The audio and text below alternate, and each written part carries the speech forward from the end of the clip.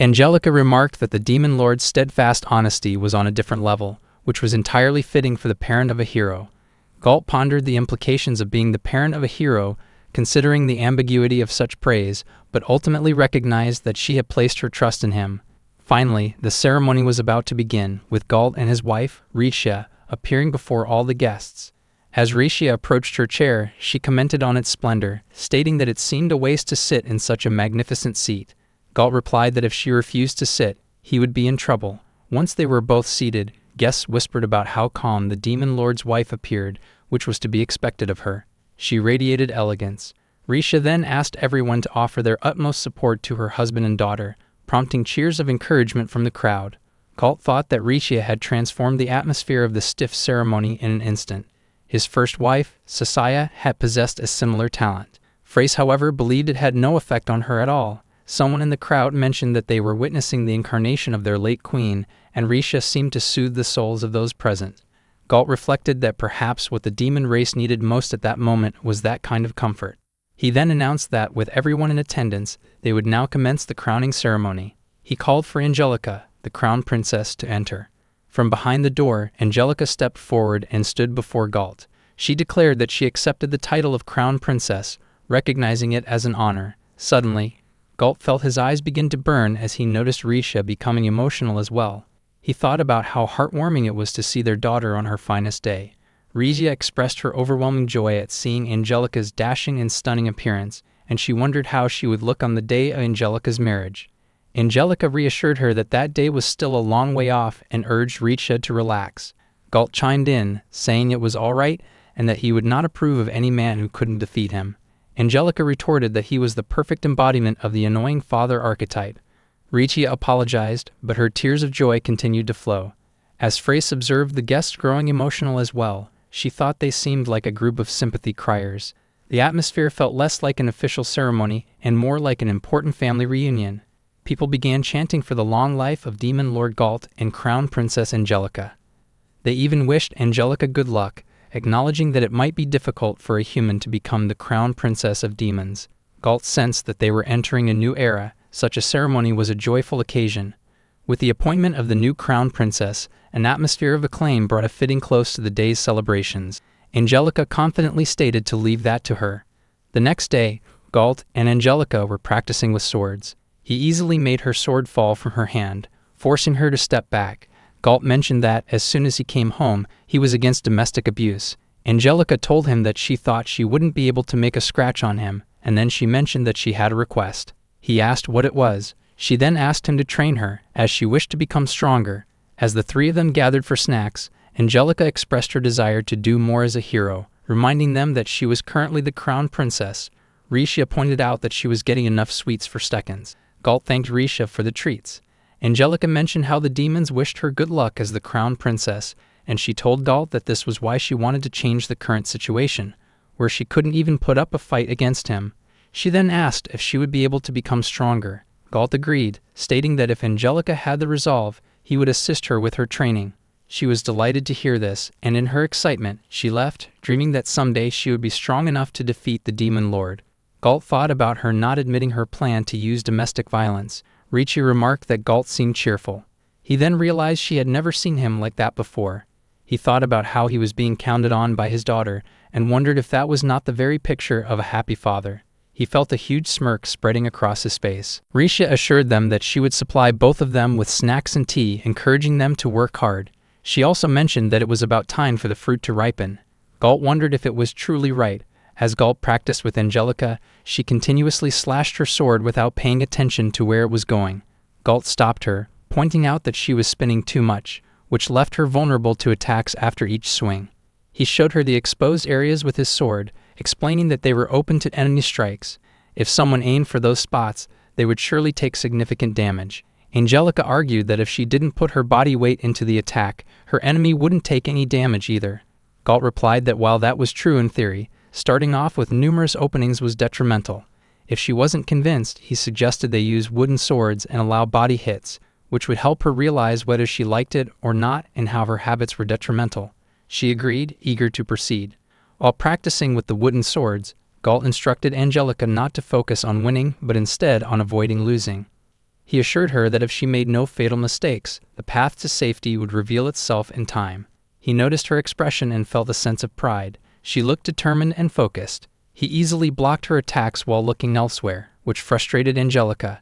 She expressed her irritation, saying it was infuriating to be unable to land a hit on someone who wasn't even paying attention to her. Galt instructed her to observe, pointing out that she was again leaving herself open to being struck. After taking a hit, she fell, realizing she had to confront the significant gap in their abilities, even though she was a full-fledged hero. Galt asked if she intended to give up there. She firmly denied it, vowing that she would surely surpass him. He appreciated her courage and encouraged her to come at him with all her might. Just then, Risha called out to them, announcing that she had prepared snacks and tea. Galt became distracted and replied that he was on his way.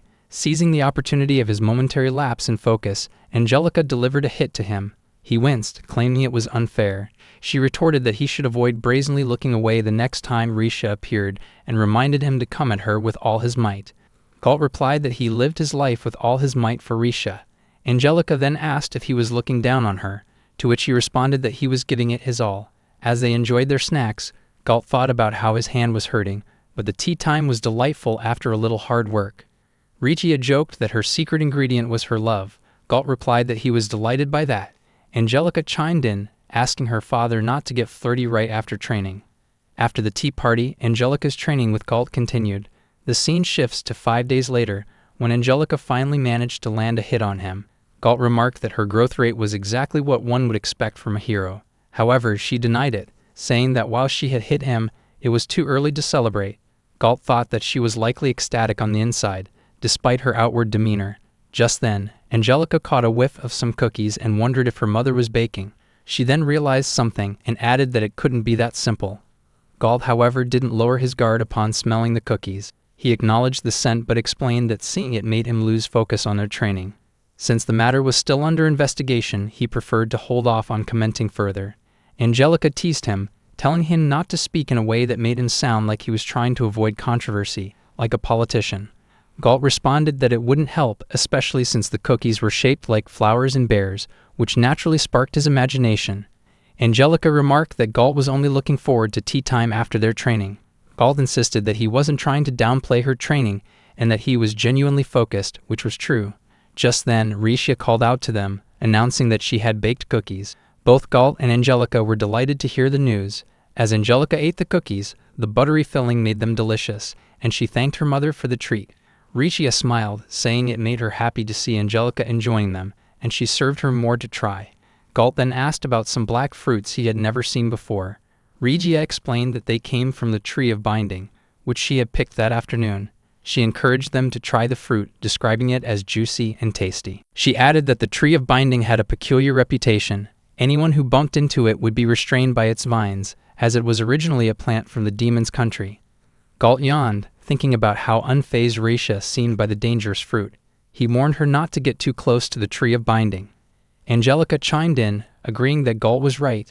A normal person wouldn't be able to evade the vines, which would completely immobilize her mother. Risha replied that it was fine. While the vines did reach out, she had already prepared a countermeasure. Angelica apologized but insisted that those were not something an amateur could handle. Given the danger, she urged Risha to stop. Risha dismissed their concerns, calling them worry words, and assured them that all the plant could do was capture things. She confidently declared that she would prove to them both that it was safe.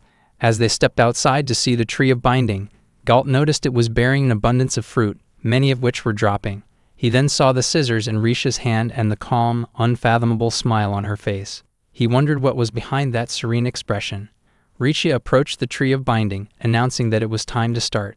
As the branches lunged to capture her, Angelica urged her to be careful. With deft movements, Risha used the scissors to cut the branches and collect the fruit, leaving both Angelica and Galt in shock. Risha filled a basket with the fruit, declaring that the harvest was complete. Still stunned, Galt exclaimed how amazing it was. Angelica asked her mother how she had managed that. Risha replied that she had learned dance when she was young. Just as she was speaking, another branch snaked toward her from behind, but she effortlessly cut it down as well. Galt could hardly believe it. The dance had given her such remarkable skills. Risha explained that the dance she practiced was known as the sword dance, where performers danced while wielding knives. There were tales of assassins who had used these skills in the past, though she had never employed them for that purpose. Galt mused about Risha's mysterious past, noting that her reflexes suggested she could easily overpower a rookie party of adventurers. Her abilities certainly contributed to making Angelica a hero. Angelica praised her mother, saying it was truly impressive. Risha smiled and replied that anyone who trained hard enough could achieve similar feats. She then handed the freshly harvested fruit to Galt and Angelica, insisting that it would be incredibly delicious right after picking. After Galt and Angelica finished eating, Galt remarked that the fruit had a moderate sourness balanced by a sweetness that exceeded it. Angelica commented that while it looked pitch black, it tasted fantastic. Galt glanced at the tree and thought it had grown too much, so he asked Risha if she could harvest the fruits from the parts of the tree that were blocking the road. She agreed to cut them down and mentioned that she would distribute some to their neighbors as well. Noticing Galt walking away, Angelica asked what he was planning to do. He replied that he intended to trim the overgrown sections of the tree. Galt then chanted a spell and used his powers to clear a large area of the tree in an instant, leaving Angelica in shock. Afterward, he explained that he had kept half of the path open and noted that if the tree grew back, they might need to reopen the path again. Suddenly, Angelica grabbed his hand, asking how she could also learn to use explosion magic. She expressed her eagerness to learn it. Galt wondered how she would approach that and began teaching her the chant for the incantation, instructing her to channel her mana and then activate it. He cautioned that the chant was in the ancient tongue of the demon race, which might be quite challenging for her. Excited, Angelica insisted that she wanted to learn, revealing that she had always thought the K-boom effect was incredibly cool. Galt felt a chill run down his spine at her heightened enthusiasm.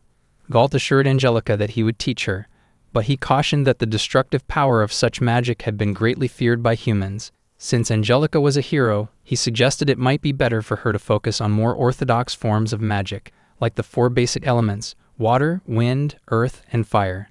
Angelica replied that those felt outdated, arguing that explosion magic could solve almost anything. "Doesn't that sound like a New Age hero's motto?" she added, trying to make her point sound slick. Galt understood her perspective, but also recognized her ambition. She continued, explaining that she might one day become the next demon lord, and if she hadn't learned the same magic as him by then, wouldn't that be a troubling situation? While it might seem strange for a hero, she noted, it was common for demon lords to wield such power. Hearing her determination stirred something emotional in Galt. Angelica, noticing his expression, asked why he was crying. He reflected on how he had believed she only became the crown princess because he had told her it would be just a title. Now it seemed she possessed a strong resolve to pursue the path of a demon lord. Hidden, a part of his conscience, agreed with her sentiment, vowing to teach her in a way she could comprehend, assuring her that he would be an invaluable helper. Angelica's excitement bubbled over, and she thanked him, promising to give her utmost effort. As she left, Galt contemplated the balance between fire and destruction. He reassured himself that there was nothing to worry about. He doubted Risha had ever used her sword dance to kill anyone. They needed to raise Angelica properly, so she wouldn't indiscriminately blow things up. After that, Galt brought Ranyun to meet Angelica, introducing her as Angelica's new home tutor. Ranyun greeted Angelica, expressing her pleasure at the introduction. To provide context for her qualifications, she mentioned that she had previously guided 20 goblins into top-level universities.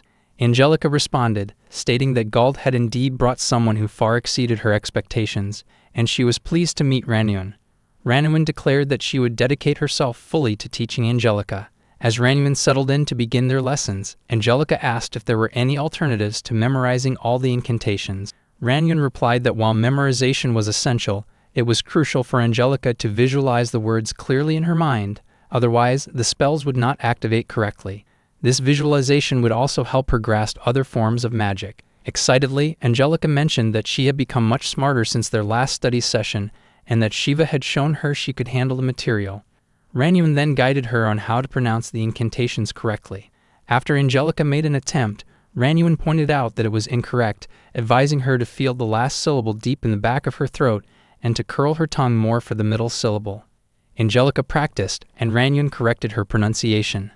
Then Ranyun asked Angelica to read an example sentence from the beginning. Encouraged, Angelica began to read aloud. Meanwhile, Galt and Risha watched from behind the door, pleased to see the budding relationship between Angelica and Ranyun as teacher and student. At night, Galt was speaking with Risha, who expressed her concerns about it being Angelica's first experience with a home tutor. She admitted to feeling a bit anxious about the situation. Galt reassured her, saying that they both needed to trust in their daughter since it was Angelica who had wanted this opportunity. Richa reminded him that, after all, this was Angelica's life, and as her parents, they had to support her every step of the way. Galt agreed, reflecting on how wonderful it was for young people to challenge themselves. Richa affectionately called him dear and offered to make some tea. Galt was pleased by her gesture and, slightly flustered, noted that she had referred to him as dear. She motioned for him to be quiet, reminding him that their daughter was studying in her room. Blushing, he nodded in agreement.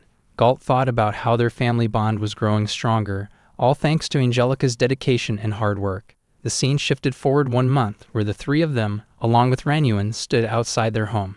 Ranuan instructed Angelica to begin. As Angelica started chanting, Galt was taken aback. He realized that her pronunciation had improved significantly since she began her studies. It was now much clearer and more beautiful. As Angelica successfully activated the magic, Ranuan applauded her, announcing that she had passed. Angelica beamed with joy at the news. Richa celebrated alongside her, praising Angelica for her excellent work and declaring that they would have a special celebration that night in her honor. Determined, Angelica stated that she would continue striving to be a hero who would feel no shame, no matter where she went. She then turned to Galt and mentioned that she also needed to prepare for the possibility of becoming the Demon Lord at the same time. Galt thought to himself that Angelica was already an excellent candidate for such a role and that her potential would shine no matter where she went. After a while, as Angelica continued to practice her explosion magic, Galt cautioned her not to overdo it, or she might disturb the neighbors. She apologized, but moments later set off another explosion. Galt mused that Angelica had become so skilled with her explosion magic that she could almost play with it, like a simple girl who didn't realize how embarrassing it might be for those around her. Angelica then expressed her desire to learn her mother's sword dance. Galt realized that the next lessons Angelica needed to learn were about responsibility and respect. Once Galt returned home from work, he announced his arrival. Just then, Celine appeared in a rather unusual outfit, making him feel embarrassed to look at her. He turned away, asking her to pardon him. Celine replied that she was simply expressing herself and that he didn't need to fret about it. Just then, Angelica called Galt a demon lord and shouted at him not to look at Celine like that. He then noticed Naharan, who was also present, dressed in a stuffed animal costume.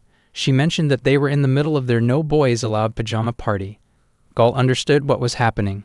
He thought that lately Celine, Angelica, and Naharan had been spending too much time together. Meanwhile, Richa remarked that she felt as though she was gaining more daughters. Richa welcomed him warmly, telling him that she had already drawn him a bath. After taking his bath, Galt returned to his room and heard Angelica's voice from her room, wondering if they could discuss something more complex. Naharan encouraged her to talk about whatever she pleased, tagging along the Miko's role of listening to people's woes. Galt realized that the conversation was coming from his daughter's room. He overheard Angelica saying that since they were in the same party, it would be best if they didn't keep any secrets. Thanks to his high stats, he could hear what was going on in other rooms to some degree. Angelica said that while it might just be her feelings, she felt she could now engage in conversations more effectively than before, discussing topics beyond just adventuring. Naharan understood what Angelica meant, and Celine was glad to hear her friend thinking that way. Galt felt it would be a splendid discussion, reflecting the friendship among the party members. Angelica compared her experiences with Zenki and Jonas, noting that it was completely different. She struggled to connect with them anymore, and had noticed that they weren't particularly intelligent. Celine, Naharan, and even Galt were shocked to hear this. Angelica continued, saying that while it might seem strange, compared to Celine and Naharan, she still felt like an idiot. Lately, whenever she wrote or spoke with them, it felt like they were on different wavelengths. Naharan pointed out that it sounded a bit arrogant. She added that Angelica had recently become smarter, and she could vouch for that. After putting in so much effort into her studies, Angelica had achieved a lot in a short amount of time. In response, Angelica mentioned that Jonas couldn't even read the posts on the guild board, and his illiteracy had created many obstacles. She had once tried to recommend that they study, but they wouldn't listen to her. Galt realized the conversation had shifted to the topic of boys. Angelica continued, saying that the boys didn't have any shared tact with them. They didn't even care if the girls needed to use the restroom. They simply kept moving along, which was one way to tell that Zenkai was a bit inconsiderate. She recounted an incident where Jonas had tried to sneak a glimpse of her while she was taking a bath. Naharan was shocked and remarked that she couldn't believe Jonas would do something like that. Galt thought the three girls had clearly become more unified, which would be beneficial as long as it didn't cause problems within the rest of the party. After a few days filled with unease, Galt was training outside with Angelica when he landed a hit on her. She was surprised by this, and he asked if something was bothering her, noting that her movements seemed half-hearted. He added that training with such a mindset could lead to injury. She then asked if he had heard about her concerns. They both went inside the house, where she mentioned that their party had fought the previous night. Galt replied that he had suspected as much. How does a demon lord grasp such situations? Angelica asked. He replied that he had lived a long time. Angelica then talked about the pajama party with Celine and Naharan, saying she wanted to invite them over for another one. She complained that it wasn't fair for just the three of them to have all the fun, and she mentioned that the boys should join in too. Galt knew that this was a controversial suggestion. Angelica continued, expressing that Zenkai had gotten mad and shouted at the three of them, accusing them of only hanging out together despite being a party of 5. He questioned whether they had forgotten about him and Jonas. Jonas chimed in, agreeing that it felt like their party had split into a group of 3 girls and another group of 2 boys. Zenkai shouted that they shouldn't make it sound as if they were in the same group as the 2 boys. Jonas asked if that was what was bothering him. Angelica told Galt that she had mentioned how tactless the boys were, but that only escalated the situation, prompting the 3 girls to leave. Galt realized that, thanks to Angelica's growing intelligence, the girls had become more unified. However, this also meant that the balance of their party was crumbling. Feeling emotional, Angelica asked Galt what she should do now.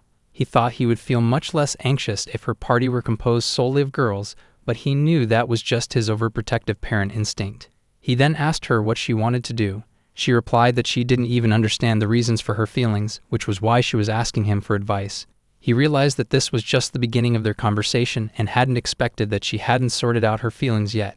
He mentioned that she was currently in a panic, and in that state, she wouldn't be able to find a good solution. He proposed that they return to her room, get some good sleep, and give herself time to cool off. Angelica lay there, acknowledging that she was in a state of panic, which was why she sought him out for concrete advice based on his extensive experience. However, all he provided were basic suggestions. He then asked her if she considered herself a hero. She replied that she was an unparalleled hero. He pressed further, questioning whether that hero had started to panic and was unable to make any decisions on her own. Wasn't that a terrible spectacle, especially for someone in a leadership position? She hadn't come to him for advice. She had come to seek a decision for herself, essentially trying to shift the burden onto him. His words hit her hard. Galt continued, urging her to cool her head until they could have a constructive discussion. She agreed, admitting that she hadn't been able to reach any normal conclusion and decided it was best to turn in for the day. She would think things over in the morning. Galt suggested that this would be good for her and encouraged her to go. As Angelica left his room, she remarked that his bed didn't smell like something a person of his age would typically have, questioning whether that was because he was a demon lord rather than a human. Galt asked her to be respectful toward her parents. She clarified that she meant it as a compliment. Later, Angelica began preparing food, reflecting on how her party had made progress the previous day. They had talked things out, and everyone was ready to offer some form of apology. Ultimately, they agreed to stay together as a party, successfully avoiding a breakup. Galt sat there, pleased to hear the news. Angelica continued, explaining that her party had decided not to break up, realizing that nothing good comes from rushing into things. Galt remarked that if the problem couldn't be solved, it wasn't a bad idea to postpone it for a while. Angelica agreed and thanked him. Then she asked which he preferred, charred bacon or completely charred bacon, noting that the one she was making had turned out completely burned, while she would have preferred it to be merely somewhat burnt. Galt reflected on a world filled with conflicting emotions and wondered what would become of Angelica's party. All he could do as a parent was watch over her endeavors through all those experiences. Later, he shared drinks with his wife, Risha, who thanked him for his support. She recalled that in the past, Angelica had been ordered not to cause anyone any trouble and always put on a brave face, meaning Risha almost never heard Angelica's complaints. That's why Risha thought it was wonderful that Galt doted on Angelica. She felt that Angelica might continue to depend on him, and he needed to prepare for that. Galt replied that he would strive to fulfill that role. After all, he was her father now. Regia smiled and wished him good luck with everything that lay ahead.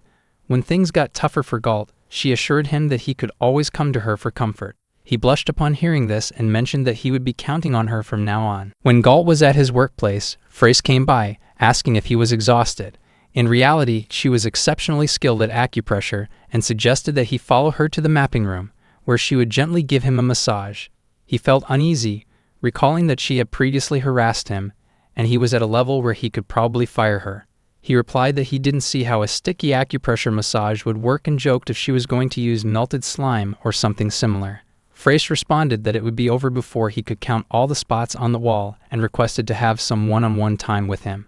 He replied that he wouldn't want to engage in any activity that might put him to sleep near her. She hugged him from behind, playfully asking him to show a bit more reaction than that. He retorted that he didn't care, and if she was too persistent, even guys could get turned off. He thought that despite her antics, she did her job well. If she were to leave, problems would arise. The proof was in the fact that Torolina couldn't complain about her. Torolina then mentioned that, upon reflection, they had encountered numerous people like Frace in the past. Frace asked if that was for real. Torolina replied that when circumstances arose, many demons would resort to much more awful tactics to try and seduce a demon lord. Frace shivered at the thought, and Galt asked her to take a look at herself in the mirror. Torolina mentioned that, however, the demon lord wouldn't budge, or more accurately, they realized that such tactics had an adverse effect. Galt remarked that anyone would be frightened when someone of the opposite gender, who wasn't even an acquaintance, suddenly invited them. Frace countered that they were already acquaintances, so Galt had no reason to be scared. He referred to her positivity as frightening.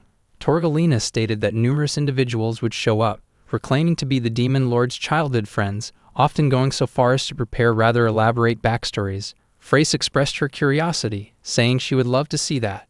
Torolina recounted a time when 5 girls simultaneously came by, all claiming to be childhood friends. Even after that, there were many other types of girls who would approach, speaking boldly to the demon lord. Because of their outrageous comments, they often received fines for speaking as if they would send Galt flying, along with many other absurd phrases. Frace wondered what such girls would be like. Galt thought that Frace seemed to know a lot about these kinds of encounters. Torolina continued, saying there was also a time when people like herself, along with others who wore glasses, forced their way in. Frace joked that they just guessed Galt had a glasses fetish. Galt quickly replied that he didn't. Torolina mentioned that she wouldn't be able to handle those kinds of aims, stating that it was clear to her that some people simply wore glasses pointlessly. Frace replied that to those with a true glasses fetish, such behavior was blasphemy. Torolina grew serious, recalling that even among idols, there were those who donned glasses to portray a particular character, which displeased her.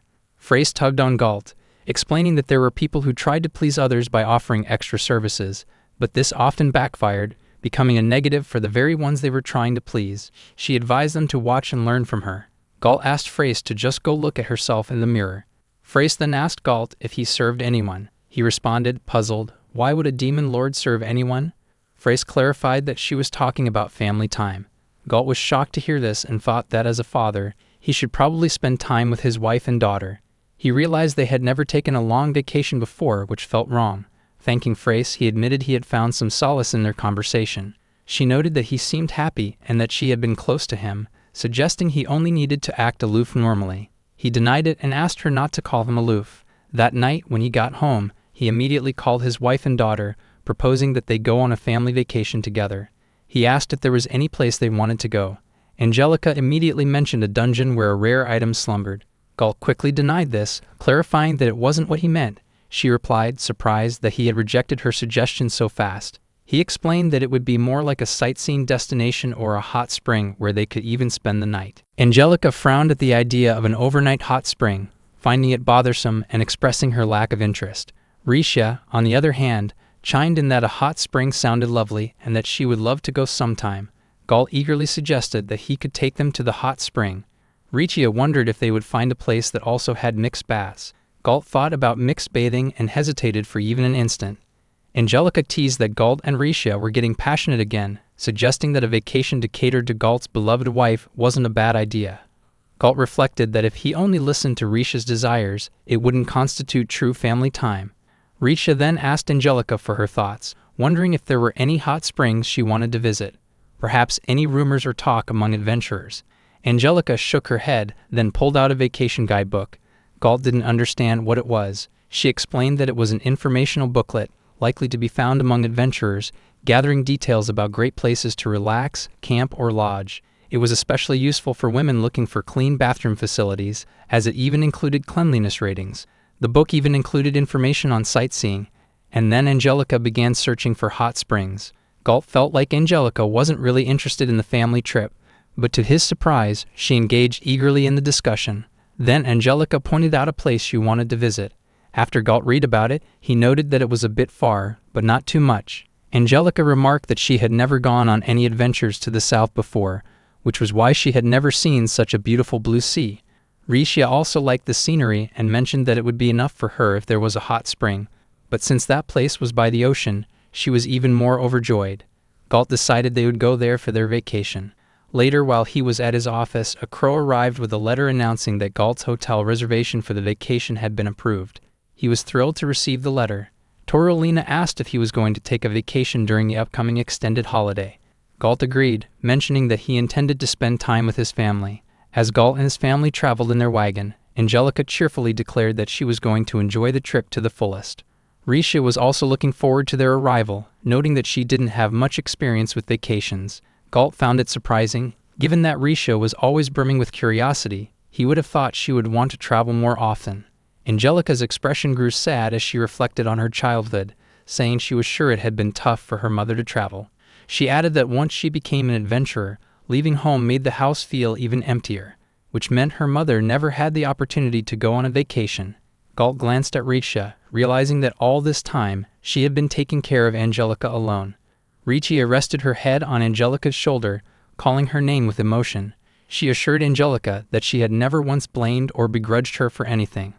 The truth was simply that they had never managed to prioritize a vacation, so Angelica didn't need to speak poorly of herself. Angelica replied that she wouldn't say such things, but since becoming an adventurer, she had never taken her mother out with her. Now that the demon lord had mentioned his vacation plans, she wished she had thought of it sooner. Galt reassured her, saying it was more than enough to prove that she was an excellent daughter. Ritia hugged Angelica, expressing her love for her. Angelica, feeling embarrassed, asked her not to say such things. She then stood up, encouraging everyone to enjoy themselves during the vacation, noting that preparations were already well underway. Ritia agreed with her sentiment. Curious about the preparations, Galt watched as Angelica and Risha showed him some items they had gathered, explaining that they were things they had in mind after discussing the ocean. As they reached the ocean, Angelica and Risha changed into their swimsuits. Angelica exclaimed that the sand was incredibly white and the ocean a brilliant blue. Her mother remarked that it truly was beautiful. Angelica said the place felt like heaven, a stark contrast to the gloomy cave an adventurer might dive into, and she questioned whether he would even want to dive again. Galt, who had concealed his horns at the beach, mentioned that she probably shouldn't compare such a place to the beach. However, gazing at the scenery, he could only imagine such beauty in the human realms, which brought him joy. It was so bright, he thought, that it would be tough for other demons to handle. Angelica asked if he was commenting on the sun. She then pointed out to Galt that he should have said that Risha was the brightest thing there. Afterwards, she noted that they had both prepared cute swimsuits for the day. Galt agreed that they did look cute but seemed hesitant. Angelica asked if her mother looked pretty. As Risha pondered this, she felt her swimsuit was a bit tight and sought Galt's opinion. She didn't believe that the swimsuit suited them in such a flashy way, like Angelica's, which was why she had chosen one that was a pure, clear white. Galt thought it was referred to as impure and wondered if she had a terrible husband to call it that. Then he mentioned that the swimsuit suited her more than she gave it credit for, but he admitted that it was a bit too stimulating for him. Angelica remarked that he became embarrassed just by looking at Risha's swimsuit. Galt replied that it couldn't be helped because it was too bright. He thought it was basically like light magic at this point. And for a demon lord like him, that was worse than the sun. Galt overheard others talking about how the flowers on Angelica's swimsuit looked cute. One man commented that the second girl there seemed like an older sister. Galt thought about how this beach was in the human realm, and those boys were giving his wife and daughter disrespectful stares, so he felt he must protect them both. He shot them a furious look, causing them to wonder what was wrong with him as he glared at them intensely. Eventually, the boys backed away. Angelica then asked Galt if he was working too hard and if something was bothering him, whether he felt like he wanted to destroy humans. He replied that his thoughts weren't shifting that far. He believed he was duty-bound to protect his family from anyone who laid a hand on them. Angelica suggested they go for a stroll, and Risha agreed, noting that Angelica was in such high spirits. Galt, seeming a bit different, mentioned that he would take charge of their belongings, and with his keen eyesight, he could keep an eye on those boys from afar. Angelica thanked him for that. Then Galt spread a cloth to sit on and set their things down. Angelica and Risha ran to the ocean, splashing water on each other. Risha admitted she had been reluctant to wear the swimsuit at first, feeling too old for it. Angelica reassured her, saying she looked beautiful in it, and there was nothing wrong with how she appeared. Meanwhile, Galt enjoyed the famous Shaloha beach delicacy, fried spaghetti with sauce. He thought that, indeed, his wife and daughter shone brighter than the beautiful ocean, and he was grateful they were having this family time together. Angelica called out to him, reminding him that he didn't need to be on constant guard. He replied that it was good for him to stay alert. Angelica asserted that she was the hero and could sense the presence of demons nearby. After a while, Risha settled down next to Galt and told Angelica that she would tire herself out as she kept up with her high-spirited pace. Angelica responded that since they were at the beach, she planned to stay lively forever. As she left to go swimming, Risha remarked that Angelica was truly in a great mood. Galt thought to himself that Angelica surely wouldn't attract any unwanted attention while swimming, allowing him to relax for a bit. Risha encouraged him to join her in the water while she rested. Galt replied that he would stay where he was. That would be fine for him. Risha reclined on the cloth, inviting him to relax together. He glanced at her body and felt a mix of admiration and desire. He couldn't help but think about her figure. Risha called out to thank him for planning the vacation, expressing how joyful it made her to do something family-oriented for Angelica. Seeing her innocently playing was all thanks to Galt. He replied that he was glad to hear that. He thought they didn't have to worry about being a demon lord or a hero. They could simply enjoy family life, which he believed was the shortcut to happiness. He then mentioned that he had even brought some fried spaghetti with sauce and asked Risha if she wanted some. She agreed, and as he handed it to her, she asked him to open his mouth so she could feed him. He was taken aback and admitted he felt a bit hesitant due to being in the view of others. Risha countered that it was perfectly fine since they were newlyweds.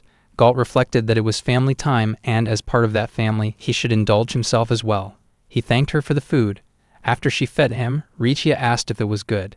He thought to himself that even if it were poison, being fed by her would make him say it was delicious. He mentioned that even though the dish was simply made, the flavors really came together. Risha then said she would take a bite as well. Just then, a leaf stuck to her body, making Galt feel a bit awkward. After she took a bite, she remarked that she was no good at eating unfamiliar food and ended up making a mess. Galt's mind wandered as he thought about their family vacation.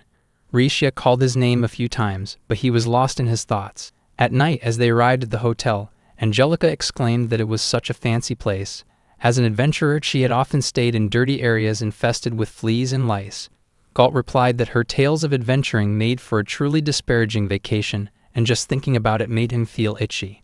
They sat down for dinner, and after eating, Angelica declared that the meal was so tasty, reminding her of her adventuring days when there was often nothing to eat but a little mold they could nibble on in the caves. Galt told her that was enough and suggested they forget about being adventurers for the time being. Afterward, Angelica mentioned that Risha had a lot of fun, thanks to Galt for creating this family time.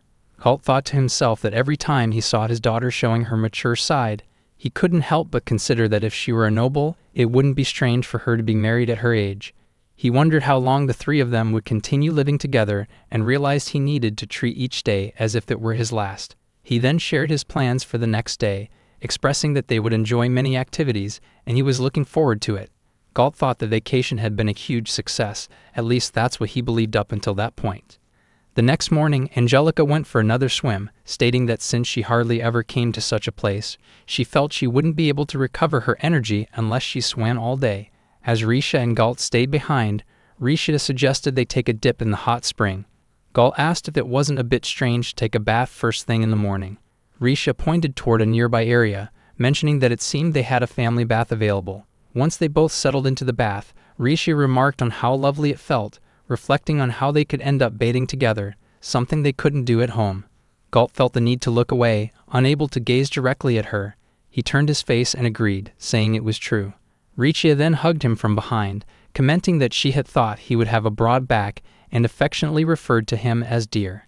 He felt grateful for their family vacation. Later, as they all sat down for a meal, Angelica mentioned that while swimming, some boys had approached her, inviting her to join them at a restaurant they knew. Galt's expression darkened as he said it hurt him to hear that, betting the local boys chose early morning because it was when there were fewer tourists. Risha asked Angelica what had happened after those boys invited her. Angelica replied that she had seen a dog right before their eyes, which frightened them away. Galt felt relieved and proud that his daughter was so sturdy. Angelica continued, saying it meant she was alluring enough to be approached, and that it was her first time experiencing such attention. Galt suggested she shouldn't get too full of herself, as boys of their kind would try to make a move on just about anyone. Angelica replied, urging him not to ruin the moment by mentioning such things. Galt then remarked that he didn't think it was right for people trying to pick up girls to target someone with such a good presence. With a surprised reaction, Angelica asked if he really meant that. Galt replied that he had no reason to flatter her. Richia chimed in, agreeing that it was true. Angelica was indeed very cute. Blushing, Angelica responded that after all, she was the daughter of Richa. Galt warned Angelica that if people kept popping up while she was swimming, he would join her in the water. She referred to him as scary, reminding him that he was an actual demon lord, more intimidating than the boys. The next day, as they approached their wagon, Angelica asked Galt where they were going. He replied that the white sandy beach wasn't the only attraction in the area. They then headed to the Shiloh coastal shelf, where Angelica was amazed by the sight. Galt explained that a very long time ago, lava had spread out in a peculiar fashion, creating the unique scenery they were witnessing. Currently, it appeared to be just a rocky area, but earlier in the morning, it had been covered in water. During that time, some fish and other aquatic life would get swept into the depressions of the shelf, creating a mysterious sight. Curious, Angelica asked what was interesting about that sight. Galt understood that Angelica wasn't interested in the coastal shelf and mentioned that it was hard for them to see a land formation like that. Angelica replied that while the rocky area near the ocean was flat, it wasn't enough to make her shout amazing or anything like that. Galt countered her words, insisting it was vast, and there was something squirming around in the depressions. Angelica remarked that her mother was good at finding interesting things, but for the younger generation, it didn't hold the same appeal. Galt was puzzled. Just the previous day, Angelica had been so spirited at the beach, so why did this place seem unremarkable to her? Deciding to move on, Galt said they had many more places to explore. They went to the Shiloh Beach Museum, where Galt explained that the goal of the museum was to showcase the history, culture, and other aspects of Shiloh Beach. The exhibits featured species native to the area, as well as displays honoring famous scientists from the region. He felt confident that his daughter wouldn't complain this time, so he continued sharing more details. However, he soon realized that Angelica wasn't saying anything, while Risha was busy looking around.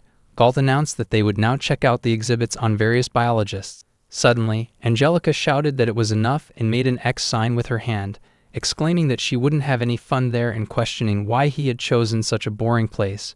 Galt was shocked and recalled the words of Frace. He mentioned that when they visited an unfamiliar town, they should explore the museum or library to learn about its history and origins. Angelica replied that no one did that, and among all the things he knew, only Naharan considered such activities worthwhile. She added that it wasn't family-friendly fun and that a demon lord's taste was way off. Disappointed, Galt sank to his knees. Richa asked Angelica to support her father, reminding her that he was doing his best to provide them with a great vacation. In response, Angelica urged her mother to comment on what they had seen in the other room. Richa wondered what was there. Angelica expressed her frustration, saying that she and Risha were being dragged to a place that didn't interest them, all because Galt wanted them to do things together. Their good intentions felt painful and bore no fruit, and she couldn't endure it any longer. They collapsed in unison.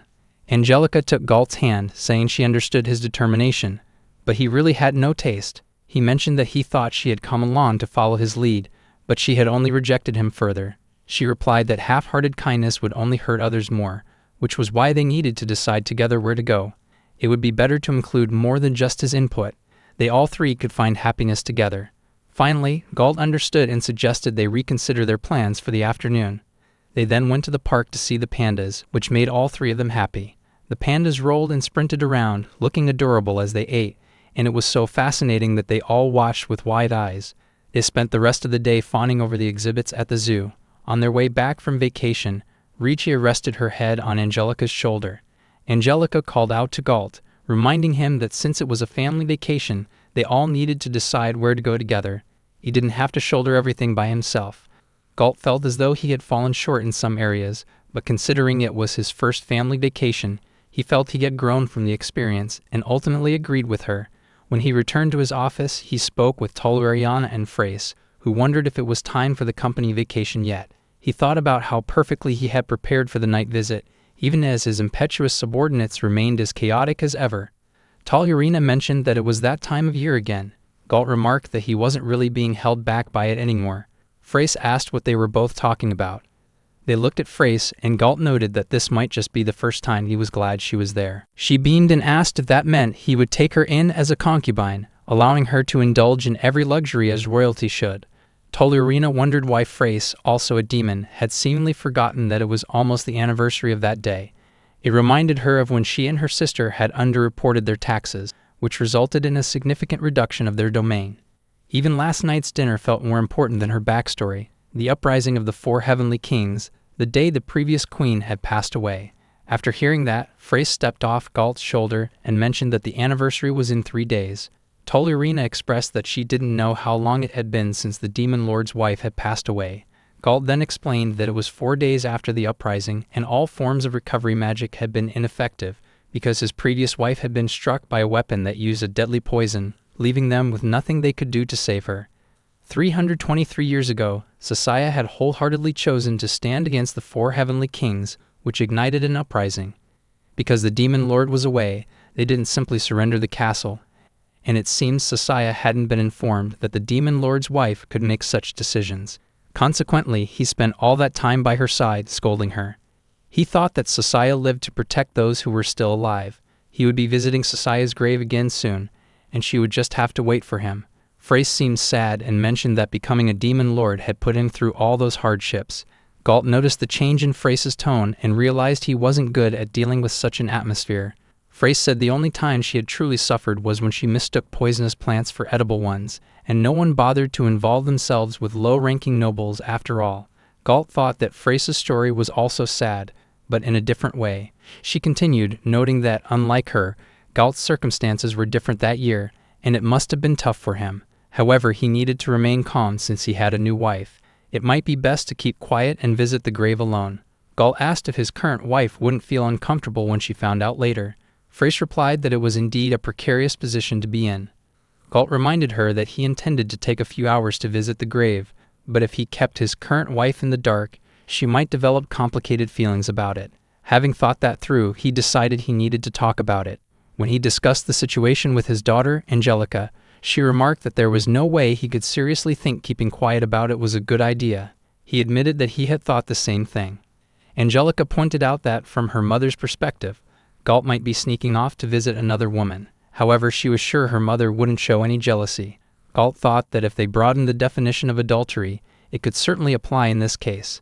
Angelica continued that if Galt waited 3 or 5 years to tell Risha, it would only complicate things, so he should hurry and share everything with her to avoid future problems. After all, Risha had accompanied Angelica to visit the grave of her late father, so they were all in a similar situation.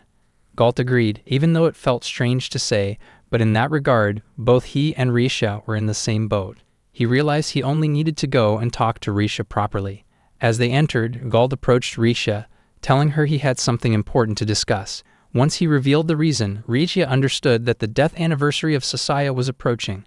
Galt anticipated that he would see a sad expression on her face when he mentioned it.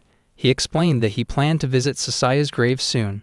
Risha looked at him and asked if it would be appropriate for her to join him at Sasaya's grave as well. Galt was taken aback by her request. Risha continued, expressing her desire to inform Sasaya that she had become Galt's new wife. Even if it was just a brave gesture, she wanted to introduce herself. Galt replied that he was pleased to hear she felt that way, but he warned her about the possibility of feral monsters appearing around demon graveyards. She glanced at him, and he noted that while she looked at him with concern, he still felt it was unwise. Angelica chimed in, saying that she would go as well, reasoning that if the demon lord and Galt were there to protect their mother, their safety would be assured. She also wanted to introduce herself as the daughter. Galt agreed that the 3 of them could go together. As they made their way to the graveyard, Angelica was taken aback when a giant graveyard worm appeared in front of them. Galt explained that creating a graveyard where demons rarely ventured was a symbol of status, which helped reduce the chances of grave robbing. Angelica declared that she would fight the worm while Galt focused on protecting Risha. She prepared to use an explosive spell, but Galt cautioned her that it would be too much, and that he didn't want to risk destroying any gravestones. Angelica insisted she could manage it and leaped into the air to attack the worm. Galt urged her to be careful, reminding her that cutting a worm in half wouldn't kill it. Instead of slicing, she should stab it to deliver a death blow. Following Galt's guidance, Angelica successfully dispatched the worm, while Risha looked on, puzzled by the chaotic nature of their grave visit.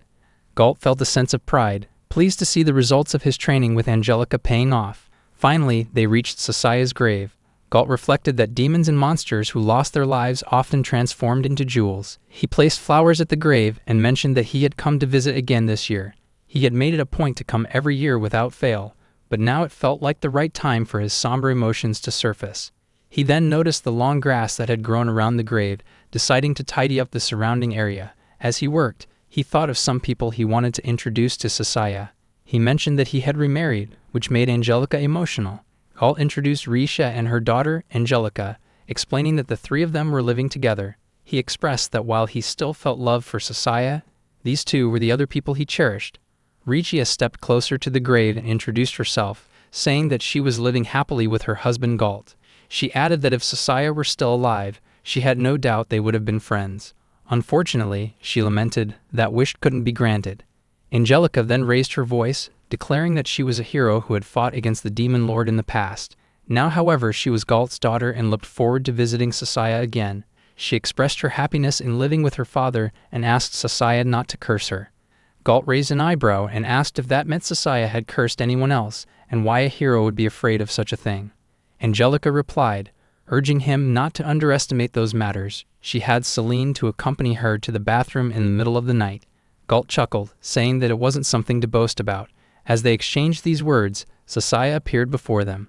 It was the soul of Sasaya, and Galt asked if she truly was Sasaya. He wondered what this meant. Was he under the effect of some illusion or trick of the mind? Suddenly, Angelica screamed, terrified.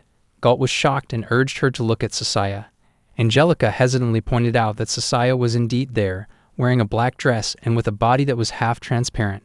Risha was surprised, noting that it was her first time seeing a ghost, and she felt glad to witness such an encounter. Galt thought to himself that Risha was truly brave. Sasaya smirked, confirming that she was indeed the ghost of Sasaya. She greeted Galt warmly, referring to him as dear, and then greeted Risha and Angelica. Galt, taken aback, asked how this was even possible. Sasaya replied that she didn't know either. At some point, she had transformed into a jewel and gained consciousness, as if her spirit from when she was alive had been held within the jewel. Angelica, still frightened, voiced her concern that she might be cursed. Sasaya continued, suggesting that perhaps the soil there had an affinity with her jewel, but she was overjoyed to have appeared before Galt again. Then Sasaya turned to Risha, telling her that she was leaving her husband in her care. Since he was somewhat awkward, he might cause Risha stress from time to time, but Sasaya requested that she be there for him. Because Sasaya had passed away, she was unable to move from that place. Risha grasped Sasaya's hand, asking her to leave everything to her. She mentioned that Sasaya had an immensely strong heart and assured her that if she ever needed anything, she should feel free to ask. Risha promised to be there for Galt in Sasaya's absence. Sasaya began to cry, thanking Risha for her support.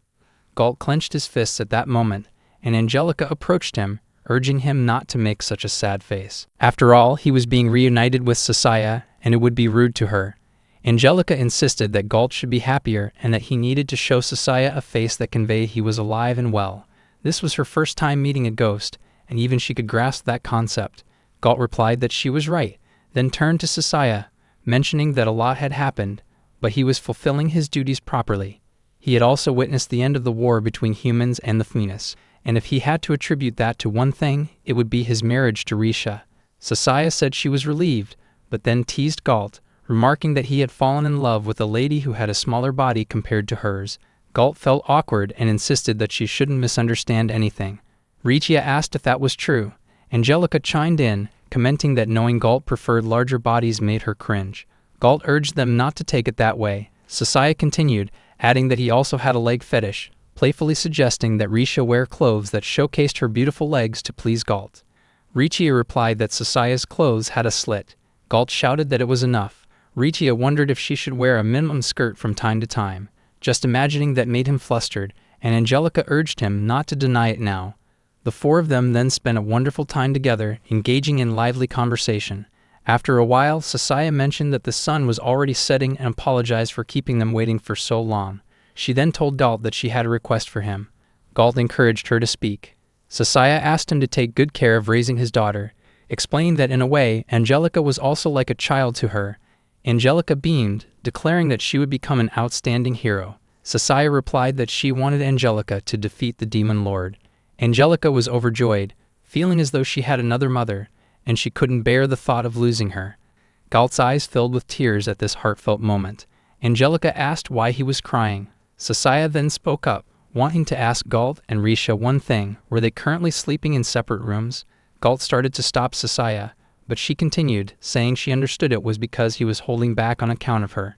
However, it wasn't fair for a newly couple to sleep separately. It was the wish of Galt's first wife that he should sleep in the same room with his new wife.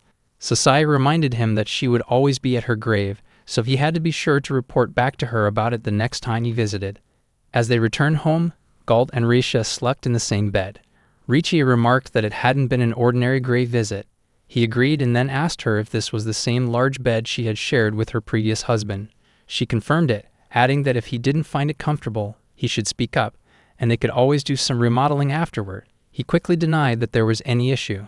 Richie reassured him that he didn't need to be so cautious. What mattered was their hearts. Just as he wouldn't forget Sasaya, Risha wouldn't forget the important person in her life, and it wouldn't contradict her love for him now. She then took his hand, noting how big it felt while she closed her eyes. He commented that her hands were much nicer and cooler than he had expected. Richie stated that the cooler the hand, the warmer the heart would be. Galt replied that even without such a wives' tale, he knew how warm her heart truly was. He felt incredibly special that day. The next morning, as they emerged from their room to meet Angelica, she remarked that Galt's expression was brighter than usual. She noted that there were times when his skin hadn't looked as vibrant, but now, as an adventurer, he could say otherwise. He replied that she would become more accustomed to it all in time. After a few days, a boy knocked on their door. Galt wondered who could be visiting so early and went to open it. The boy said he had come to inquire whether this was the residence of the hero of the Machina Kingdom. Just then, Angelica emerged with something in her mouth to eat and declared that she was indeed the hero. The boy's face lit up with excitement upon meeting her and introduced himself as Kokuku, the hero of the Santoli dukedom. He explained that he had come to test his mettle against another hero.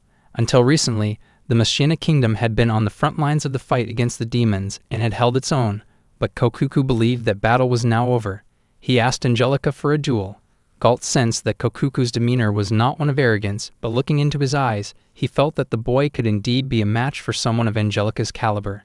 The Santoli dukedom was a neighbor to the Machina Kingdom, sharing a border with demon territory. It was common for people from that region to become adventurers in the kingdom or challenge its heroes to make a name for themselves. Observing Kokuku, Galt was convinced that he had more experience than Angelica, and it would be best to decline the challenge to protect his daughter's prestige. However, Angelica accepted the challenge, recognizing it as a rare opportunity, and suggested they hold the duel in the center of the capital. Galt was shocked to hear that. Kokuku agreed to fight in the center of the capital, and suggested the day after 20 days, as it coincided with the national holiday of both countries. Galt realized that Kokuku was choosing a date when a large audience would be present to watch the duel. He asked them to wait, as Angelica had taken an arrow to the knee. However, Angelica agreed with Kokuku and mentioned that she would inform their king, even writing it down in her diary. Kokuku showed her a paper and asked her to sign it. She agreed but asked what was written on it. Galt urged her not to sign anything before reading it carefully, and questioned what she would do if there was something strange in it. Kokuku reassured her, stating that the paper only stated that if she did not show up for the duel, it would count against her, emphasizing that all he wanted was prestige. Galt wondered why Kokuku had emphasized only, realizing that with Angelica's prestige, any adventurer could live the rest of their life in luxury.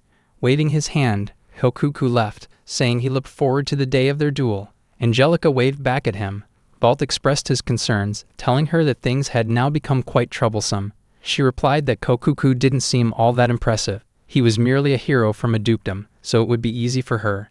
Galt thought she was underestimating him like crazy, and that she must have some basis for looking down on Kokuku so much. He then asked if she knew anything about Kokuku. She replied that she didn't, but the only thing her country was known for was the big earthworms, which gave her no motivation to look into him further. Galt felt as though he had asked in vain. He then pointed out that she was far too unprepared and asked how she would feel if she ended up losing to the opponent she was mocking. Angelica replied that she would be pretty depressed, embarrassed to even live, and might want to die, but she wouldn't let that happen, so it was nothing to sweat over.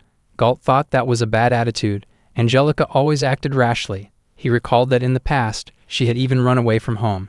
He worried about what would happen if she ended up losing the duel as well. She might claim she never had any abilities, quit being a hero, and choose to pursue the happiness of simply being a woman. Galt thought that even if things didn't get that bad, he couldn't let her confidence be shattered into pieces, as it would surely leave a deep scar on her heart. He placed a hand on Angelica's shoulder and advised her that at the very least, she should gather some information about her opponent. It was a hero's duty to always give their all against every enemy, and she needed to live by that principle. She agreed, saying she would get on it, and added that he didn't need to get angry since she had to report it to the king. She planned to gather some information at the guild in the capital. Galt mentioned that he would go with her as well. As they made their way to the capital's guild branch, other adventurers noticed Galt and recognized him as the Demon Lord, astonished that he was present in an era where such figures came to the guild. One of them remarked that Galt really did look strong. Galt approached a lady at the front desk, who appeared frightened to see him but asked how she could help. He requested information about the hero of the neighboring dukedom. After receiving all the details about Kokuku, Angelica remarked that it was a bit unexpected.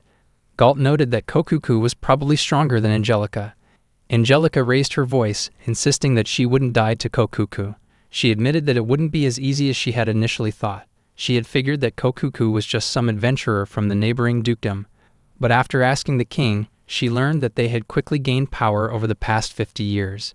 The idea that they were still a weak country had not changed, and they were all eager to alter that image, feeling dissatisfied with their current status. Galt told her to just wait and see. It was what he had warned her about, but there was no helping it now. From that day on, he would train her rigorously so that she wouldn't lose to Kokuku. Angelica mentioned that she was actually about to ask him for that and assured him it wouldn't be a problem if she became super strong. Thus began the intense training of Angelica. They stood in front of the castle of the Demon Lord, where Toleriana asked Angelica to join her. Angelica questioned why she had to train with Toleriana. Galt replied that they would continue their training, emphasizing the importance of gaining as much actual battle experience as possible. Toleriana cautioned her to go easy, admitting that while she might be a bit rough around the edges, she was the secretary to the Demon Lord and stronger than the boy with whom Angelica was set to battle. She then slashed at Angelica, suggesting it was necessary for her to hold back a little. In response, Angelica countered that she could do the same. However, Toleriana deftly dodged and attacked Angelica again with a swift hand strike. Angelica requested another round, but Toleriana replied that there was no need to hold back, she should hurry up and come at her. As they sparred, Frace rushed in to support Angelica, declaring she couldn't just stand by and watch. Galt warned her that it would be dangerous. Just then, Frace unleashed her wind magic striptease attack, prompting Galt to shout for her to get out of the way. Later, when it came time for food, Angelica found she couldn't taste what she had been served. Galt explained that the menu was designed to help Angelica's muscles develop and recover more quickly, and that the recipes were from the demon army. When Angelica mentioned she would eat sweets later, Galt firmly refused to allow it. Afterward, during sword training with Galt, she remarked that she was getting pretty good. He was shocked to see how much her face had developed, and he noted that she had learned enough to at least serve as a stopgap. While she felt excited about this, he expressed doubt that it would be sufficient for a win. She insisted that she had worked very hard. He acknowledged this and said that, as a follow-up, they would now begin the emergency improvement of Angelica. Before the duel with Kuki, Angelica knew she needed to undergo an emergency improvement. As they were in the castle of the Demon Lord, Angelica asked Galt if there was anything in the demon's lair that could help her overcome Hero Kuki. Galt replied that there was nothing like that. However, all the elements she needed to grow stronger lay dormant there. He wondered what she could do, but she rejected the idea, stating that it would involve her pride as a hero. She found it intriguing, but what she needed most was power. An audience gathered in the capital center to witness Hero Kuki's arrival. The announcer declared that donning pure white armor, Kuki truly embodied the aura of a hero, causing the ground to shake with the shouts of admiration. He then mentioned that the party members of their own hero, Angelica, had also arrived. Ziki and Jonas made their way through the crowd, with ZK asking Jonas how he felt about the scene. Jonas replied that the screen girls were making him sick. Ziki observed that while it wasn't what he was looking for, it seemed like Angelica didn't compare to the one from the kingdom. He had heard over 1,000 times that the kingdom was leagues above them. The host remarked that the cheers from the spectators of the neighboring dukedom were filled with genuine emotion. Galt and Risha were watching the proceedings, and Risha wondered if Angelica would be okay, noting that her opponent seemed formidable since he was a hero as well. Galt reassured her that they had done everything they could for their daughter, confident that she would show her valor. Ritia acknowledged that Galt had provided the proper guidance to their daughter. Kyuki called out for Angelica, asking her to come forward for the duel, stating that he wouldn't run or hide and was waiting for her. Galt thought this was the moment when a father must stand on the sidelines with composure, even when his heart ached at the sight of his child. Angelica approached, apologizing for keeping Kyuki waiting. She wore armor that resembled that of a monster and requested that they begin their duel. The audience was shocked by her appearance.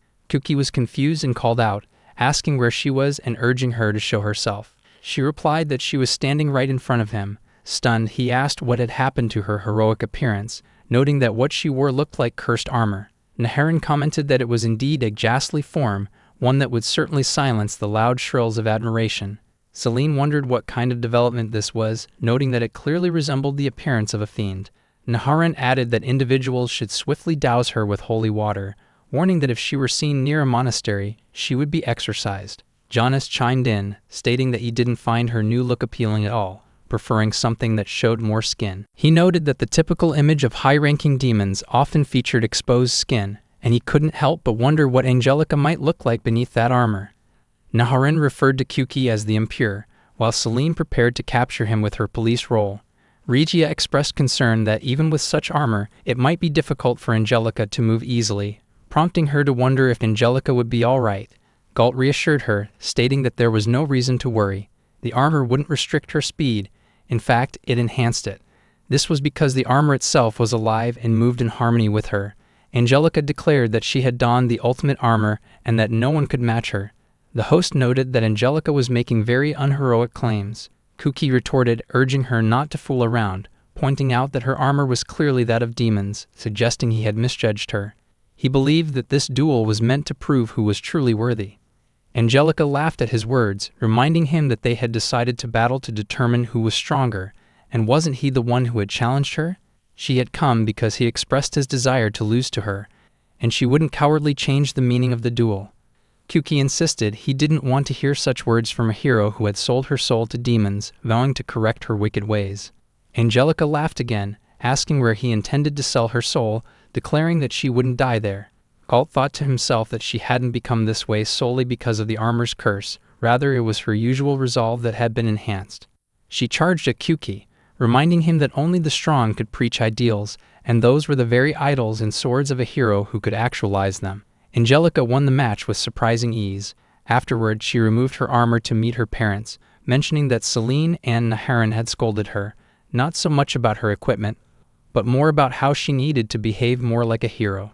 Galt pointed out that she had shown a rather racist side during the fight, and she wondered why she should have pretended to fight for love, or at least some surface-level ideal.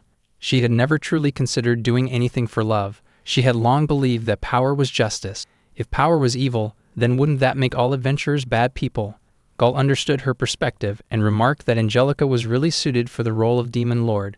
He encouraged her to keep pushing forward as the crown princess, destined to wear the Demon Lord's crown. Angelica rejected this idea, teasing that all Galt did was complain about his office work, and she would probably end up accidentally signing a contract that handed over half the country. Galt found that scenario frighteningly plausible. He suggested that in such cases, all she would need to do was delegate some of her work to her subordinates, as he had been told it was better that way, especially when dealing with sensitive matters. Angelica replied that if that was the case, she might be fine with the idea of becoming a demon lord. Galt pondered the end of the bout between two heroes and considered the possibility that the emergence of hero-demon Lord Angelico was starting to take shape. As they returned to the castle to discuss it, Frace remarked that it would be pathetic if Galt's daughter became the next demon lord. She added that if Angelica was aiming to be a demon lord's wife, she would have to resort to Yuri. Galt contemplated the possibility of exploiting his authority to punish that insubordinate remark. As Galt stood with his wife and daughter, they watched as people decorated the area.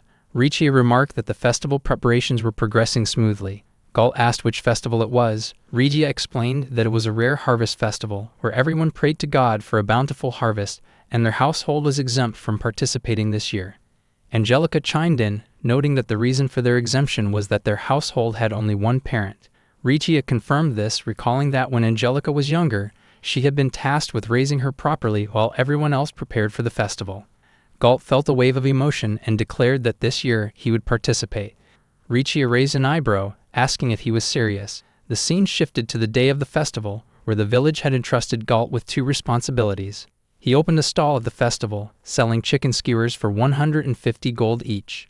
A girl approached and asked for 3. Galt replied that the total would be 450 gold. Soon, more customers arrived, including a lady who referred to him as the Demon Lord and requested 10 skewers.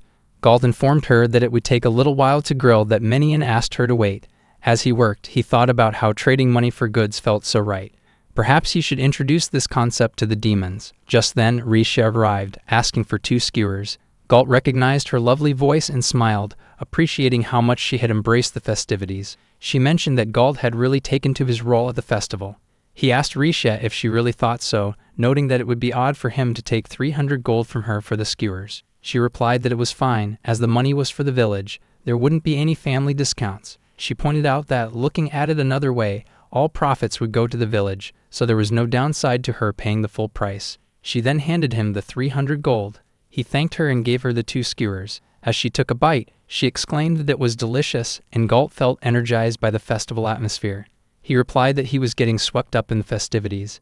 As she was leaving, she turned to remind him to enjoy the festival and encouraged him to have even more fun, suggesting they spend some time together later. He agreed, wondering if there was something else planned that he hadn't heard about. He resumed calling out to the crowd, inviting people to buy chicken skewers for 150 gold.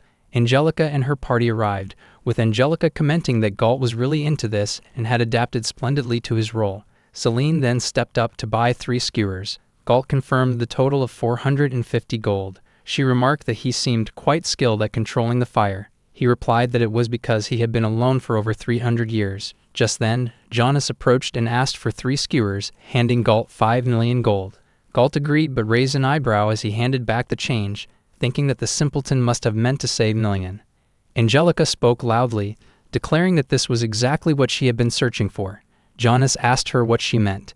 Angelica explained that they were going casual with Galt, who was the demon lord that had almost defeated them, yet here he was gleefully making chicken skewers. She wondered if the gap between that reality and the current situation was too crazy to handle.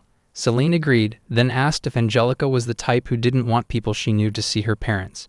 Angelica was taken aback, and Celine continued, noting that it was common for girls her age to feel that way. It could be somewhat embarrassing to be seen with her father, especially if he was dressed casually. At the very least, they wished dear father would maintain his professional demeanor. Angelica quickly asked Celine not to explain further, insisting that they should get going since it was time to start the preparations. Galt wondered what kind of preparations they were talking about. Jonas smirked and replied that it was too soon to reveal anything, encouraging Galt to just look forward to it. The girls went to change into their different dresses, including Risha, Angelica, and her friends. When they approached Galt, he inquired about their outfits. Regia explained that today was one of the festival's main events, the Dance of the Harvest. She apologized for not informing Galt that they were participating as well, as they'd wanted to surprise him.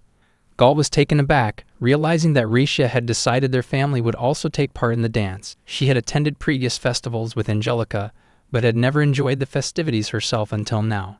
Galt smiled, complimenting his daughter and wife, telling them they both looked cute. Risha thanked him for the kind words, while Angelica teased that he could just say such things to Risha alone. Risha encouraged him to give it his all during the festival. Galt and the other boys donned white clothing to act as ghosts, joking about what it was for. One of the boys mentioned that they had been lectured by the village leader in the past about the tradition. Galt reflected that while the female dance was meant to pray for a bountiful harvest, the male dance was designed to create chaos and an inexpressible atmosphere, making it enjoyable for the gods. Essentially, they needed to dance like thunder and move around like zombies. As they began their antics, Angelica laughed, remarking that it always ended up in chaos. Regia observed that everyone seemed to be enjoying themselves. Angelica joked that the Notice Please Study ghost was the demon lord. Risha encouraged Galt to keep it up. The festival that year concluded successfully, with Galt's skewer stand and their dance drawing much praise. As he removed the white cloth from around himself, Galt remarked that it had been a good sweat.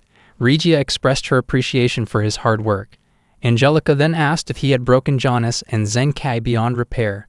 Galt denied it, asking what she meant. She approached him and asked if he was feeling a bit tired. He agreed, mentioning that he had been moving around a lot. Angelica reminded him that, knowing him, she had expected he would be more intense, perhaps even blasting away all the dancers around him while getting into the spirit of the festivities.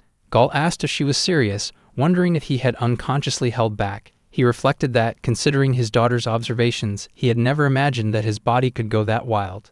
As Galt was working in his office with Toleriana, Frace called for someone outside the room, asking them to open the door since her hands were full. Galt asked Toleriana to go and open it, but she denied his request, insisting she was busy. She then expressed her frustration by stating how overwhelmed she felt at that moment. Galt noted that Toleriana had repeated her complaint twice and sensed that she was in a foul mood that day. He wondered if the incompetent person she was supporting was about to retire. Eventually, he opened the door, and Frace thanked him for his assistance. He asked if she was carrying a stack of posters. She confirmed this and explained that they were posters from the Department of Public Health, some of which contained food poisoning alerts. Galt remarked that he thought demons rarely experienced food poisoning, and then he showed her a poster featuring a man singing about its importance. He asked Frace to push the door open a bit wider. The posters cautioned about the dangers of holy water. Frace pointed out that since Galt had started living among humans, he was the one who needed to be more careful. He replied that he bought Rienal spring water for Risha, which worked as a detox. Toleriana commented that Galt was reasonably well informed. Galt mentioned that Risha had told him that drinking it would also make him more beautiful. Angelica added that while on adventures, maintaining a balanced diet was difficult, so she preferred to drink good water. Galt continued, attributing to the claims that Risha had become more beautiful lately, and he sometimes felt she was glowing. Toleriana chimed in, saying it was lovely to hear that Galt and Risha were still madly in love, and she playfully urged him to go blow up. Galt cautioned her not to say things that might jinx him. She replied that she was just trying to be supportive, but noted that recently the Demon Lord's work efficiency had been subtly decreasing, leaving her to pick up his continually growing slack. Realizing that he was the cause of Toleriana's foul mood, Galt asked her to forgive him. She replied that he seemed less focused than before and questioned whether he was simply too tired, suggesting it might be due to his age. He denied this, insisting that he was young and had the endurance to prove it. Toleriana pointed out that adamantly asserting his youth was often the first step toward feeling old. Frace remarked that she understood why young people didn't even attempt to claim their youth. Galt said he would innovate in a way that would make them think he was old. After an hour, he grew tired, and Frace brought him tea, commenting that he hadn't progressed as much as she had expected. She compared his current workload to when she first started working and felt that the amount of work he had didn't seem to have decreased. Galt asked if he was sleep driving or something similar, to which he replied that was not the case. Just then, Frace misunderstood something and playfully hitting his head, asked, "Good evening, cheating. Is that adultery?" She teased that if his mistress wasn't himself, he would be in trouble. Galt replied that Risha was the only one for him. Toleriana chimed in, asking if he meant that he and his wife were getting along fondly, urging him to just blow up. Galt found this unreasonable. The important issue was the truth that he was causing his secretary problems because his work had been declining. He realized he needed to think about the underlying cause. When he returned home, he announced his arrival. Richia welcomed him, saying they were going to have demon-style stew for dinner to remind him of the taste of his homeland. She assured him that the food would be ready soon and that there would be plenty, encouraging him to ask for more if he wanted. Galt felt those were endearing words and noticed that Risha truly glowed in his presence. Angelica then appeared sword in hand, welcoming him and inviting him to join her for some sword training before dinner. He agreed, and they both stepped outside. She launched an attack at him, which he dodged, commenting that it still wouldn't be enough. He asked her to show him more offensive techniques. As she continued her onslaught, he pointed out that she was full of openings and that he could read her movements like an open book. She retorted that he hadn't seen anything yet and that she was just getting started. Angelica managed to land a hit on his shoulder, and he remarked that it was now settled. Appreciating her effort, he added that it was the fruit of her labor. Fighting the hero from the neighboring kingdom had not been in vain. Angelica replied that she knew that, and ever since the festival, she had been curious about his condition. She mentioned that Galt seemed weaker than before and asked if he was a little tired. He reminded her that Toleriana had said the same thing. He assured Angelica that it wasn't the case, stating that her growth was proof of her own progress. She called his claim a lie, pointing out that previously he wouldn't have let her get so close to him. Now she felt no pressure from him at all, prompting her to ask why he had lost to her and if he was aware of that. Galt sat down, mentioning that he had received similar feedback at work about his declining pace, and he guessed that his body was getting stiff. She remarked that such words hurt him, assuring him that she would surely remember that. He feigned tears, telling her not to internalize it as if she planned to conquer him one day. She responded that crying wouldn't save him, and while she didn't think it was due to his age, She believed there must be another reason for it. Just then, Risha came by, inviting them to dinner. As they sat down to eat, Galt expressed that Risha had truly captured the essence of demon cuisine and had made the meal exceptionally well. Risha thanked him and encouraged him to keep eating. As Angelica looked at the food, she asked her mother if she had been using holy water to cook, expressing concern that her father had been getting weaker. She wondered if it might be due to the ingredients. Galt was surprised that his daughter was so concerned about his health. Risha suggested that Angelica might be referring to the Renaller spring water Galt used, but if that were the case, she wouldn't use it in cooking, knowing that holy water acted like poison for him. She only used it as drinking water for herself and Angelica. Angelica then brought up the bath water, noting that Risha hadn't been changing it lately. Risha replied that holy water didn't work as bath water. Angelica agreed, and Risha mentioned that there was one thing that had changed recently. When Angelica asked about it, Risha explained that she and Galt had started sleeping in the same room, and if anything had changed lately, that was it. Angelica inquired if that meant Risha was siphoning Galt's strength. Galt quickly denied it. After dinner, Galt and Risha went to the bedroom, and she mentioned that she had been scolded, wondering if Angelica was uncomfortable with such topics.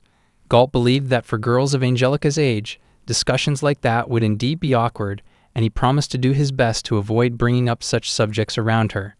Risha then asked if the physical contact weakened him. He denied it, stating there was no way that Risha could ever be poisonous. She asked if he was fine, to which he agreed, saying he felt brimming with energy. He dreamed that Risha entered wearing a revealing dress, teasing him by saying he was rather bold that night and that grabbing her tail would be a bit naughty.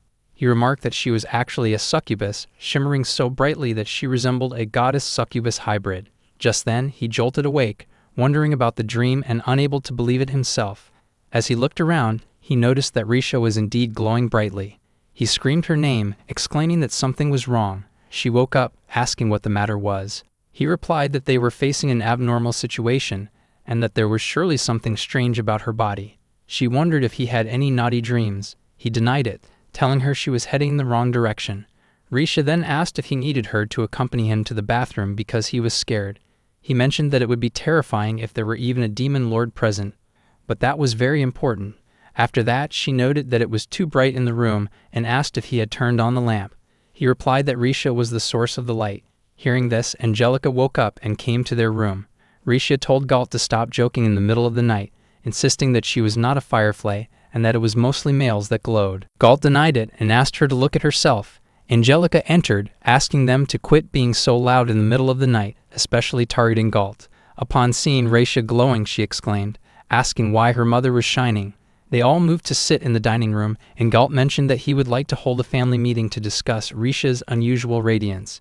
Risha was excited that they were all awake in the middle of the night for the meeting, while Galt thought that the person of interest showed no sense of urgency.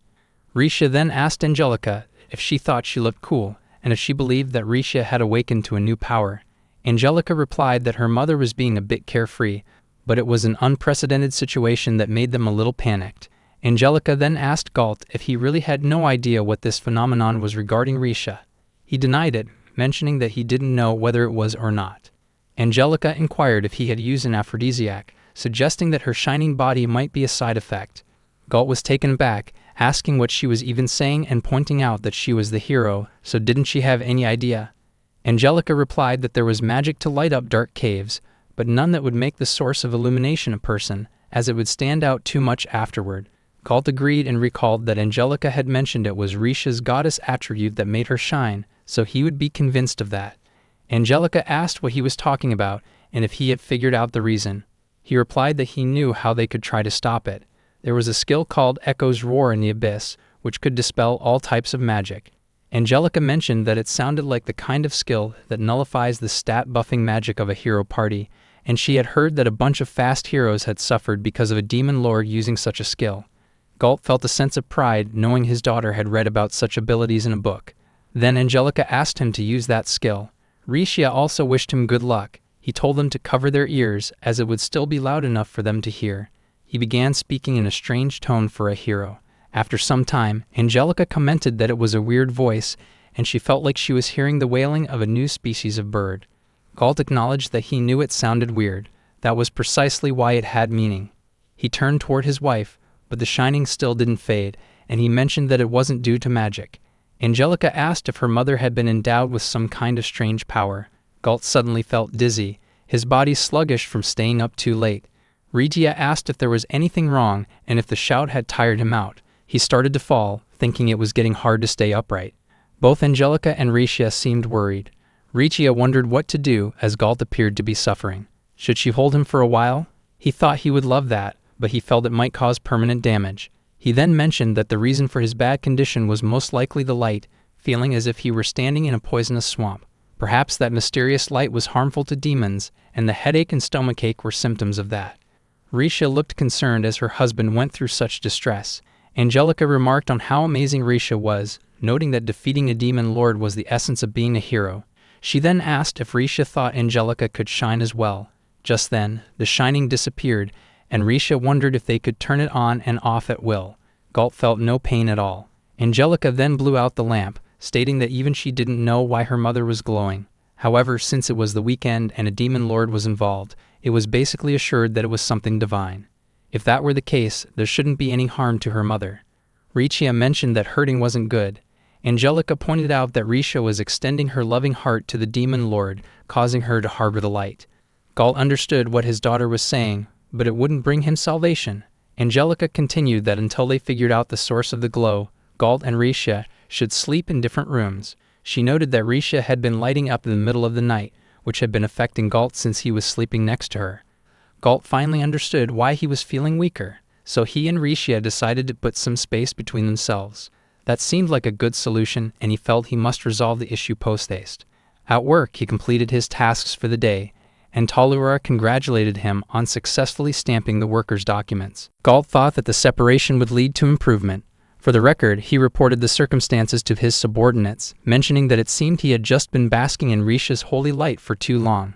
Upon hearing that, Tallulah made a weird face, and Galt told him not to make such expressions.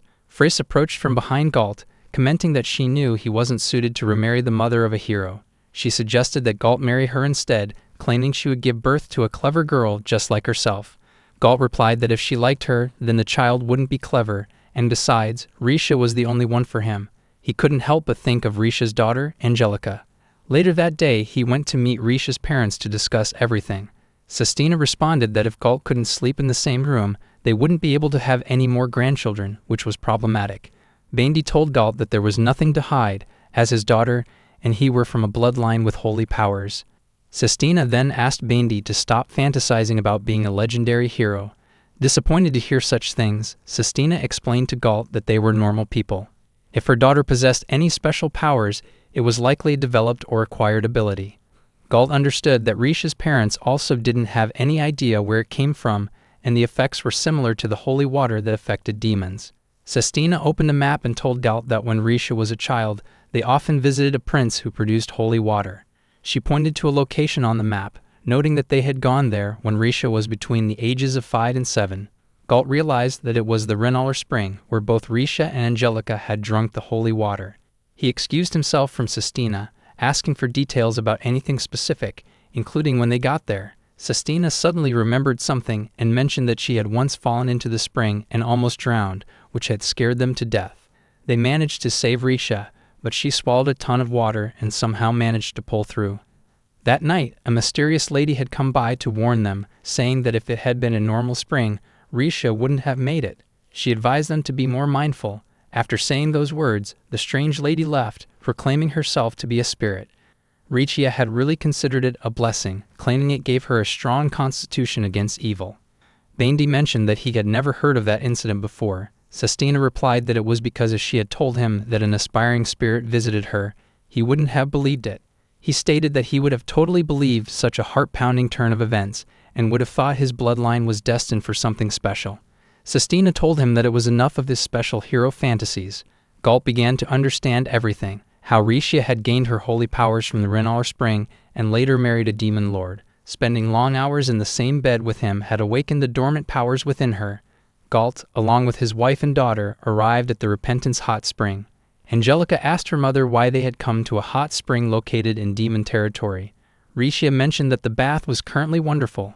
Galt, on the other side of the partition, chimed in, explaining that the hot spring was beneficial for demons, as it contained properties that could enhance their power, essentially the opposite of holy water. Angelica raised an eyebrow at the peculiar name, Repentance Hot Spring. Galt recounted the legend. In the past, there was supposedly a villain whose misdeeds were revealed. Just before his execution, he plunged his head into the spring as an act of penance for his wrongdoings. Legend has it that, upon doing so, the hot water surged forth. Ritia remarked that she never would have guessed that her glowing condition could be suppressed by visiting another hot spring. Galt explained that, unlike the Shaluha hot spring, the Repentance hot spring had a much stronger composition, so it wasn't wise to stay in it for too long. However, he added that if they enjoyed it, they could certainly return. Ritia expressed her enthusiasm about coming back. As they headed home to sleep, Galt thought about how the Demon Territory spring had effectively mitigated the effects of the Human Territory spring, and he noted that Risha's glowing had safely come to an end. Risha turned to him, saying that spending time with him left her feeling enchanted. He replied that he felt the same way, and he knew that even without the power of the spring, Risha's eyes glowed with a special light. He wished for her to always be a lady who shines. The next day, Naharan knocked on the door and said she would like to come in. Galt heard her and went to tell Angelica that her friend Naharan had arrived. He found Angelica half asleep and still in her pajamas, prompting him to ask why she was still dressed like that so late in the day. She replied that it was her day to relax around the house. Galt suggested she should just let her friend in. Angelica asked him not to refer to Naharan as a friend, explaining that they were comrades instead. As she opened the door, Naharan remarked on the pajamas Angelica was wearing at such an hour. Angelica responded that it was a day for lounging and that it felt like a pajama party, so it was perfectly fine. She told Naharan not to look at her that way. Naharan agreed, then turned to Galt, the demon lord, and mentioned she wanted to discuss something important with him, hoping he would be involved. He wondered if this meant she was inviting him on an adventure. The idea didn't sound too bad, but he hesitated, thinking that if he joined, the average level of their party would increase too much, which felt like cheating. Despite his reservations, he found himself excited by the thought. As he was lost in these happy musings, Naharan stared at him intently. Just then, Risha arrived, and Naharan expressed that it would be a blessing if Risha could join them. Galt wondered what this was all about, as it didn't seem like they were preparing for an adventure. Risha greeted Naharan warmly and mentioned that she had just baked some cookies, offering them to her. After taking a bite, Angelica exclaimed that they were delicious. She remarked that she had done nothing to deserve such a treat, thinking it was fantastic to get a cookie drop. She noted that cookies didn't drop in dungeons, and since field cooking was often dreadful, she wondered if there was anything they could do about it. Galt asked her why she had even become an adventurer, then turned to Naharan, urging her to share what she wanted to discuss. Naharan spoke while munching on the cookie, and Galt felt it resembled a squirrel nibbling on its food. Naharan mentioned that she wanted to invite Galt and his family to her monastery. Galt replied, surprised that she still lived there. Naharan confirmed this, and Risha chimed in that it sounded lovely. She had only visited a monastery once as a child on a field trip. Naharan explained that the monastery was to be transformed into a sightseeing location, and her invitation would take them to a place governed by strict discipline and far removed from worldly desires. Galt thought that although Naharan was not being direct, equating the monastery to a theme park or sightseeing temple seemed to irritate her.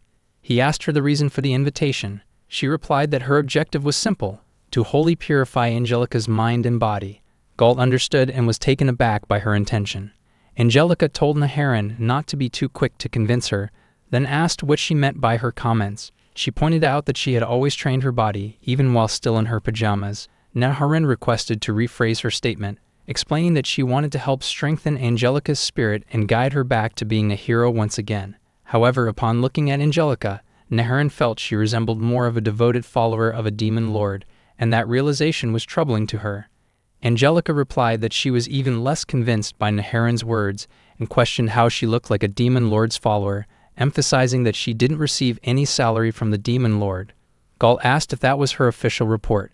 Regia chimed in, wondering if Angelica hadn't just received an allowance from Galt. Angelica responded that an allowance was different. Naharan interjected, stating that Angelica's allowance didn't matter. However, she reminded them that not long ago, Angelica had been acknowledged as the crown princess of the demon lord. Suddenly, Angelica understood why Naharan had said all of this and mentioned Galt, noting that this was why she had been named as a successor, albeit only in name. Galt thought to himself that he neither cried nor broke down at that moment. Angelica then asked Naharin if she didn't also acknowledge the situation, which was becoming a necessary evil, and that the two thoughts were the same. Naharin pondered how Angelica had begun to act like a demon, particularly after her duel against the hero Kokuku. Angelica replied that if she knew how the match would turn out, it would bring the same fate to their country. She explained that she had a self-sacrificing spirit for everyone, willing to throw herself into danger for the sake of her homeland. Naharin interjected that this was enough and insisted that Angelica was underestimating her. Naharin challenged her, pointing out that Angelica's personality seemed to be a blatant attempt to weasel her way out of criticism, which was more comedic than heroic. She emphasized that there should be a limit to how unheroic Angelica could act. Naharin argued that due in part to the Demon Lord's influence, Angelica was becoming depraved, and her current attire, still wearing pajamas, was evidence of that. Galt felt as though all the food had been thrown at him in that moment. Naharin declared that as quickly as she could, she would teach Angelica good morals and help her understand what it means to have a hero's heart, which was why she had invited Angelica to her monastery. Angelica shouted that she wouldn't go, stating that she would just be stuck there listening to boring lectures she didn't want to hear while doing tedious chores. She lamented that she wouldn't be able to laze around at all. Galt wondered where Angelica's heroic qualities had gone. If she continued down this path of degeneration, he would be troubled by her presence as a candidate for Demon Lord. He feared that if, on the next day, he met with an unfortunate accident and died, she would ultimately become the Demon Lord, leading the demon territory to face utter annihilation. Naharin stated that her invitation wasn't just for Angelica. She believed that she had invited the entire family, especially the Demon Lord, who held a significant responsibility for Angelica's transformation. Galt thought about how children are most influenced by adults, particularly their parents. In his case, he had noticed the peculiar environment surrounding their family, and he realized it might be a good opportunity to discipline his own mind as well. He agreed with Naharin and expressed his willingness to visit the monastery to temper himself. Angelica was shocked by this and mentioned that she was better off lazing around for now. On the other hand, she felt they were excessively justifying why she should go, even though they were part of the reason for her troubles and often caused pointless chaos. Galt felt relieved that Angelica still had her sharp tongue intact. Redia added that she believed Angelica should learn to be more patient and sincere. She mentioned that at the monastery, they would engage in activities like making jam, and she would love to learn how to make it. Naharin agreed, explaining that their monastery produced jam and various confections for daily operations, encouraging Risha to give it a try. Galt then asked Angelica why they couldn't all go together as a family. After a moment of contemplation, Angelica agreed to join them. Then they all went to live in the monastery. As they arrived in their different clothes, Galt was informed that his outfit had been specially made for him. Since this was originally a female monastery, males were forbidden. However, an exception had been made for family members and the injured to stay, which included Galt in his demon form. Risha was thrilled to see the interior of the monastery and exclaimed that it had been so long since she had last visited, which only heightened her excitement.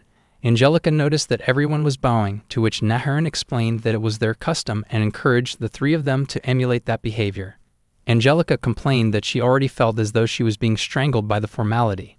Galt reassured her that she would indeed be able to train her mind and body there, so she needed to embrace the experience properly.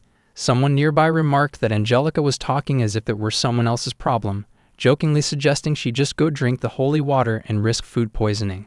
Galt realized he needed to be careful. He still remembered what it was like to be at that stage of weekend mischief, and it truly seemed like someone else's problem. Naharin then showed them to their rooms and asked them to use separate accommodations. As Galt entered his room, he thought he had some time to relax before the evening prayer. Just then, Naharin knocked on his door, and as he opened it, she mentioned that she had brought his schedule along with reference materials. He thanked her for that. She mentioned that since she had the opportunity, she would appreciate it if he could learn about the god of their fate and discuss it from an outsider's perspective. He agreed and asked if there would be a clash between their respective teachings. Naharin replied that when someone's faith is tested, it can reaffirm itself, so he would be obliged to share his views. He noted that it sounded constructive. Naharin then remarked that Angelica had changed a lot since she started living with the Demon Lord.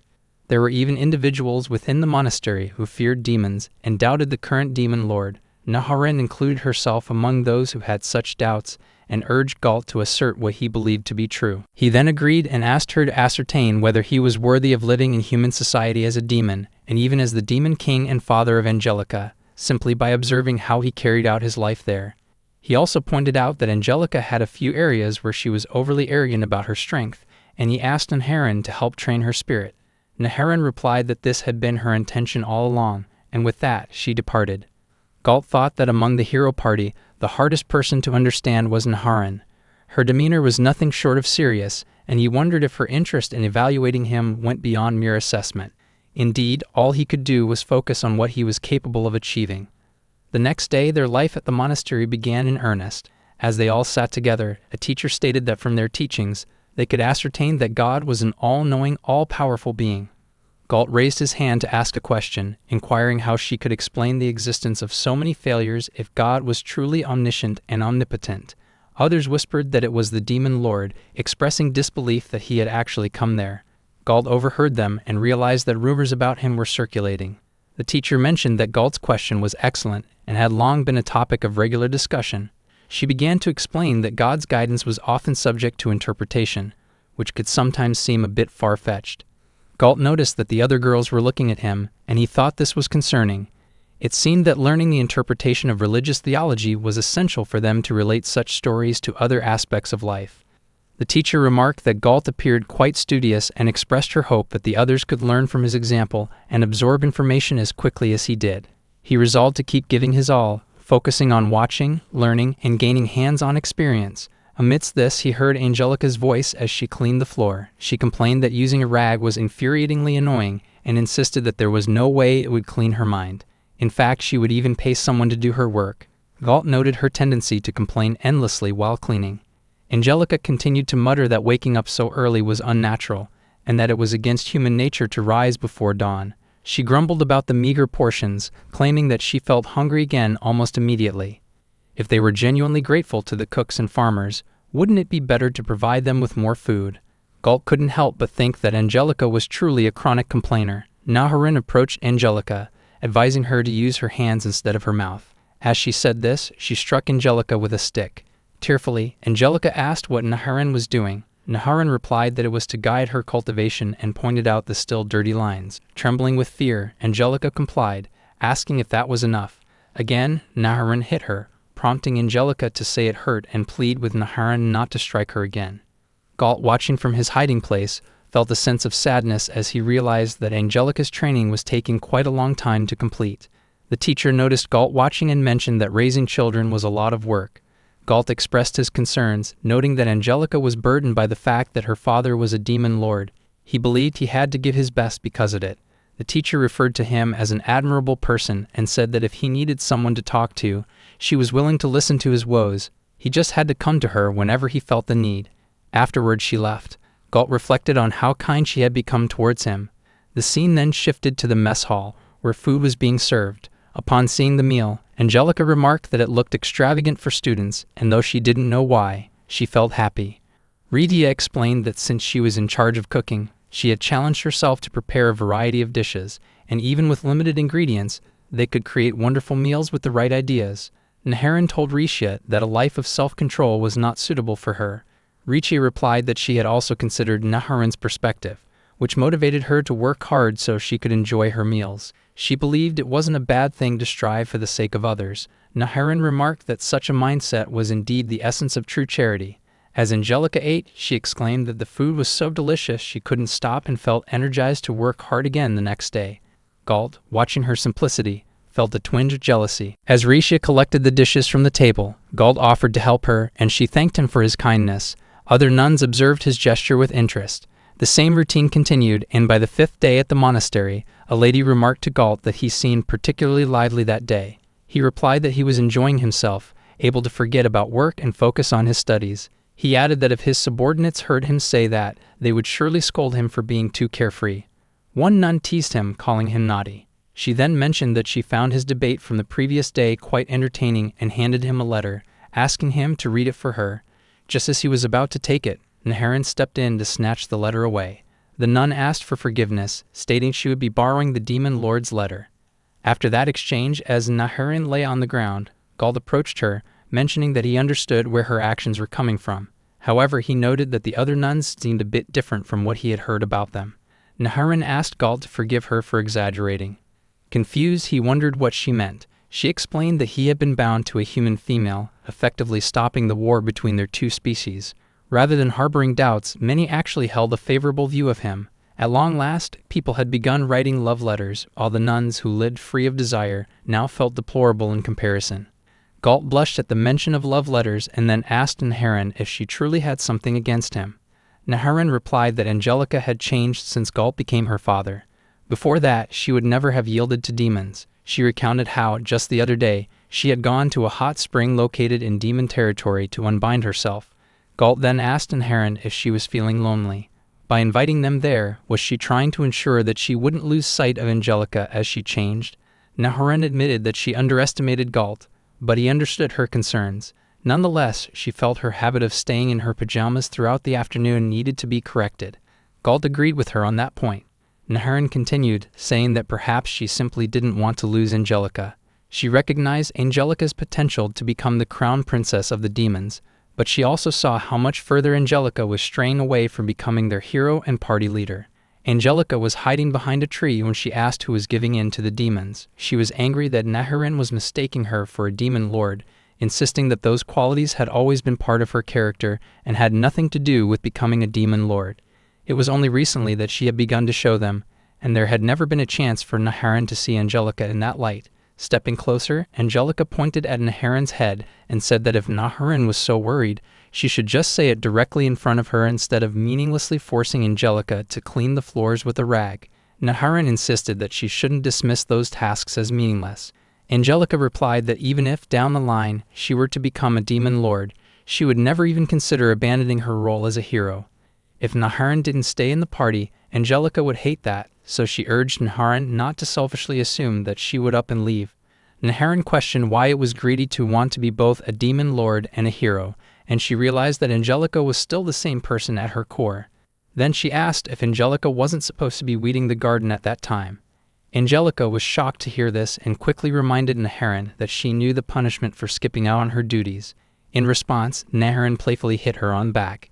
Angelica protested, asking Neharin to stop smacking her. Galt found himself caught between Neharin's unyielding awkwardness and strictness during their family's short stay at the monastery. Afterward, they returned home, and Angelica mentioned that she had come to realize that doing some chores wasn't so bad after all. Risha was pleased as her time there had helped her expand her cooking and jam-making repertoire. Galt thought that his family had achieved good results, or at least he would convince himself of that one day. He then asked Angelica why she hadn't changed out of her pajamas. She agreed and went to change. Galt reflected on how Neharin had her hands full with the nuns, who apparently had quite a lot to say about him during his stay, and he felt a bit sorry for her. The nuns were divided in their discussions. Half of them remarked on how handsome he was, while one noted that, although they had all vowed never to engage in love affairs, a man like him might tempt anyone. At that moment, Neharin shouted at everyone to maintain their discipline. When Galt returned home, Angelica welcomed him warmly. To his surprise, he noticed a girl sitting with her, someone he didn't recognize. The girl stood up to introduce herself as Chris, a knight who had been acquainted with the hero party. Galt realized that Chris was a friend of Angelica's. Angelica poured another cup of tea for Chris, who thanked her as she accepted it. Galt felt a wave of relief. He had been worried that his daughter might not have any friends outside her party, but it seemed he didn't need to be concerned after all. Angelica explained that Chris was super famous among the kingdom's younger adventurers, and many had become adventurers themselves out of admiration for her. Chris modestly downplayed her reputation, stating that she had merely learned swordsmanship when she was young and had chosen that path to test her skills. Angelica insisted that Chris's swordsmanship had saved countless lives, calling her a true hero of justice. Galt remarked on how admirable that was and encouraged Chris to continue guiding Angelica. Just then, he sensed another presence in the room. Angelica asked if he had noticed it too. Galt nodded, indicating that the presence was most likely an impending threat. As he prepared to confront it, a cat suddenly leaped onto Chris. Both Galt and Angelica were taken aback. Chris quickly explained that the cat was hers. She had ordered it to stay at home, but it refused to listen. She apologized for the interruption, a hint of embarrassment in her tone. Angelica exclaimed that she was glad Chris brought the cat with her, remarking on how cute it was. Galt asked if he could pet it as well. Chris agreed and prepared to hand the cat over, but Angelica interjected, saying it was unfair since she was first in line. Without hesitation, she took the cat to give it some affection while Galt patiently waited his turn. Chris noted that it seemed the cat was starting to like Angelica more than her. Angelica beamed, commenting on the cat's big round eyes, which she found to be absolutely adorable. Galt thought that thanks to Chris's visit, they were truly experiencing how wonderful cats could be. That night, Angelica even asked him for a pet of her own. Galt pondered that, in simpler terms, she had been heavily influenced by the day's events. He considered that taking care of an animal could be beneficial for a child's development, so he suggested that since there were plenty of strays around, she could catch one and it would be fine. Angelica quickly denied this, clarifying that she wasn't necessarily saying she wanted a cat, rather she would prefer a different pet, something worthy of a hero. Galt couldn't help but think that her motives were rather impure. Regia chimed in, mentioning that Angelica could find cats anywhere and that she had already fed a couple of strays. She recounted how she had fed 2 cats named Pico and Hook that same day, explaining that Pico was a male and Hook was a female. She had randomly named them before figuring that out. Galt felt a wave of weariness wash over him. Angelica remarked that she was already accustomed to seeing guests around, and if they were to get a pet, she wanted one that felt special or unique. Galt asked if that wasn't good enough, noting that he had already gone out to buy a cat toy. He pointed out that pets were family members, making them inherently special and one of a kind. Regia chimed in playfully, acting as if Galt were her cat. "Don't be flirty," he teased back, to which she responded with a laugh, mentioning that she had a very big cat. Angelica then asked if he couldn't think of a hero's pet, something cool and impressive. She suggested that perhaps even a monster would do as long as it loved her. Galt felt she was turning the idea of a pet into a fashion statement. He questioned why it had to be cool, reminding her that she had been fawning over Chris's cat simply because it was cute. Angelica countered that it was a valid question, asking if he knew how many pets the kingdom had seen over the years. When Galt admitted he hadn't counted, she accused him of not paying attention and insisted that the number was substantial, definitely more than just 2 or 3. Among those pets, there had been particularly famous ones, as well as notable heroes. Galt found himself puzzled, struggling to understand the point Angelica was trying to convey. He wondered if she was truly fit to be a hero. After all, to stand out among the countless heroes, one needed to be exceptionally unique. Simply being a girl wasn't enough. He reminded her that there were plenty of other female heroes out there. Angelica responded that she didn't view her attempts to stand out as merely a pretense for learning about past heroes and their favorite foods. Her goal was to have a cool pet, which she believed would make her more memorable. When people spoke of her, they would refer to her as the hero with the cool pet, allowing her to be easily distinguished. Galt asked if she really thought there were any parents who would buy their daughter a pet for that reason, calling her foolish. Angelica, indignant, patted his head and asked how he dared to refer to her as a fool. Regia pointed out that Angelica was already distinguishable by having a demon lord as her father. Galt agreed, reminding Angelica that she was also the crown princess and that her character was packed with unique abilities, perhaps too many. He advised her to learn to hold some reservations. Angelica replied that she didn't want anything given to her by her parents. She clarified that her motives were not solely ulterior, acknowledging her desire for a pet. She requested permission to get one, assuring him that she would take good care of it. Galt thought this was what a typical conversation between a parent and child would look like, and he realized he was probably being too lenient with her. Nevertheless, he understood that having a pet could be beneficial for a child's development. He then reminded Angelica that she couldn't push all the responsibilities onto her mother. Angelica agreed, adding that future generations would extol her for how amazing she was at taking care of her pet, or rather, they would describe how well she cared for it, so he needn't worry. Galt thought she was excessive in every way, but despite her ulterior motives, he could see that she was determined to care for a pet. He agreed and mentioned that he would find potential pet candidates for her, summoning her to his castle once everything was ready. Angelica was delighted and thanked him for that. Regia wondered if she could tag along as well. Galt agreed, noting that they could benefit from Risha's input too. He thought it was hard to imagine a pet that Risha wouldn't like. He could even picture her petting a smelly, rotting zombie and calling it cute. Angelica expressed her hope that he would find the coolest pet for her, admitting she didn't have any fond memories of bug-like or slimy creatures. Galt pondered what she meant by that. Angelica recalled a time when she had been caught by a sticky, slimy, gelatinous bug that had melted her clothes a bit. It had been the absolute worst experience. Turning to leave, Galt caught Angelica's eye as she asked where he was going. He hesitated but replied that it was nothing. He was just going to eradicate a certain type of monster. After that, he planned to solicit advice from various demons regarding ideas for domestic creatures. If he received any good suggestions, he could procure them either from a pet shop or the wild. As he spoke to Toleriana, she dismissed the endeavor as a worthless idea. Galt asked if she was rejecting his order, reminding her that it was her job and requesting that she stop being so negative in front of them. He argued that a project like this was fine every once in a while and didn't even add much to their workload. Toleriana countered that it was true, but she was the one doing almost all the work for that project after all. Then Frace approached, announcing that it was done and looking good, ready to move forward. Toleriana remarked to Galt that Frace was a much more proficient worker than his average employee. Galt agreed, thinking that Frace was indeed doing an excellent job. If she continued to produce outstanding results, he might consider granting her a higher status than average. Finally, the day arrived for the first Crown Princess pet audition.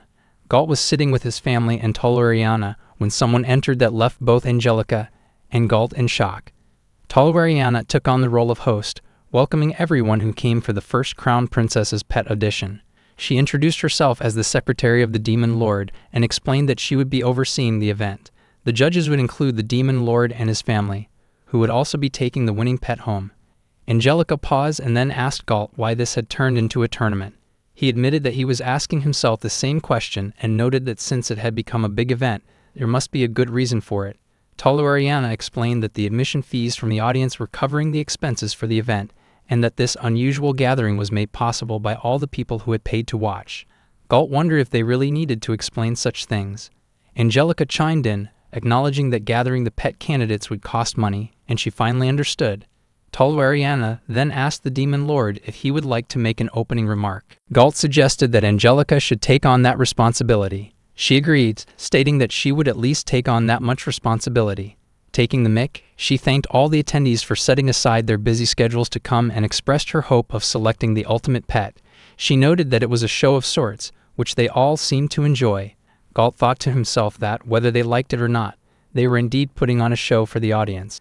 Galt noted that this was the first time in demon history that pets were being gathered for a hero, and it would likely survive the test of time, eventually becoming a legendary tale.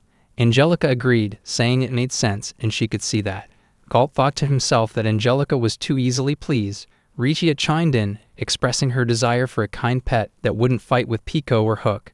Toleriana thanked her for the input and then turned to the Demon Lord, asking him to say something funny before they began. He requested that she keep her antics to a minimum. Toleriana replied that she would like to move forward and focus on the judging.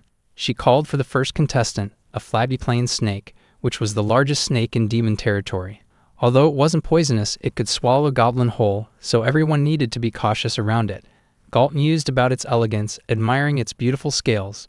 Once it got used to them, he thought it would make a good watchdog, so he turned to his daughter and asked for her opinion. She replied that it was not the kind of pet she would want as a hero.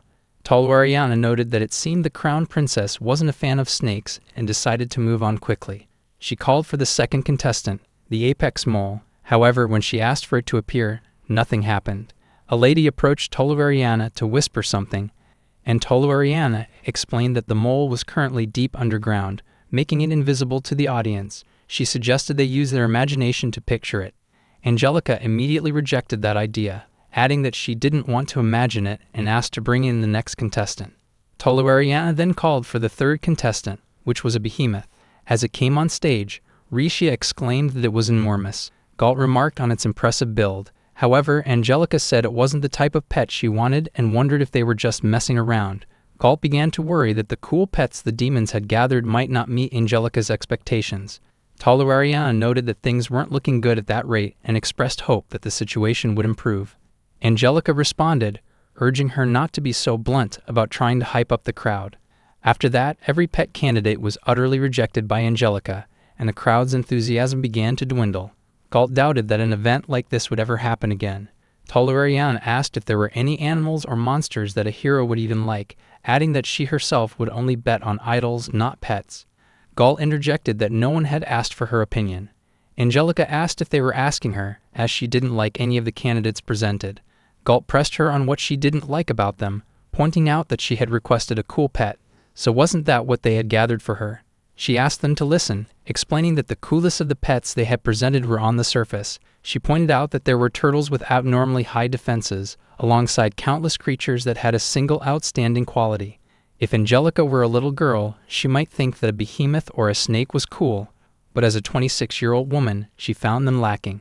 Galt glanced at the audience, thinking of the peanut gallery. This wasn't what they were discussing. Angelica stated that while the pet might be big and impressive, she didn't consider it cool. Galt was shocked to hear her say that. Angelica explained that the only noteworthy aspect of the behemoth and the snake was their size, and not everyone thought that bigger meant better. Galt realized they had misjudged the situation, assuming that the larger the creature, the cooler it would be. He looked toward Toluariana, hoping she would move things along. Toluariana acknowledged this, saying it was true, and suggested they move on to the contest's climax. Galt sensed that Toluariana was completely ignoring him. She continued, stating that they would see whether the Demon Lord's family would go home with a new pet that day or if all the contestants would be rejected. Honestly, she thought a spirit boost could be useful at this point, so she urged them to pick one already. Then Frace approached, announcing that she was contestant number 16 and asking if they would consider her as a pet. Unlike the other candidates, she could do housework and gardening. Ritia commented that she was an adorable maid. Frace stated that she considered daily how she could become the mistress of the Demon Lord and gain his authority. She thought long and hard about her strategy and finally decided on a plan: to get hired by the Demon Lord's family. Although she'd already worked for him, there had never been any good opportunities to create a positive rapport between them. That was when she realized that if she pursued him while he was relaxing at home, she could make him fall for her. Then she asked how they felt about taking her to their home, claiming she had the highest intelligence among all the candidates. Galt thought this explained why Frace presented herself so confidently, and he retracted the gratitude he had felt for her.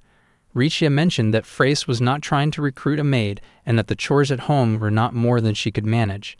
Toluariana announced that they had reached a verdict and instructed the staff to put Frace back in her cage. Frace replied that she was still making her appeal. Toluariana then mentioned that the next contestant would be the final one. Galt thought to himself that Toluariana was remarkably emotionless. Toluariana asked him if he had decided what he would do if the event ended in failure and how he would take responsibility for it. He retorted, asking if it was wrong to pose such questions before the event had even failed, and urged her not to force him to deal with the fallout. Toluariana stated that, indeed, the one who should bear the responsibility was the organizer, Frace, and she believed they should punish her severely. Toluariana apologized for causing them all great trouble and worry. Galt thought it was odd that she was apologizing before the event was over. Toluariana announced that, without further ado, they would introduce their last candidate. For the record, the candidate was merely filling up numbers, and she introduced a jet-black jungle crow to everyone. As the crow cawed, Angelica became happy and remarked that it was really cute and reminded her a lot of him. Galt wondered if Angelica used to keep a bird. Angelica replied that it looked like Chris's cat.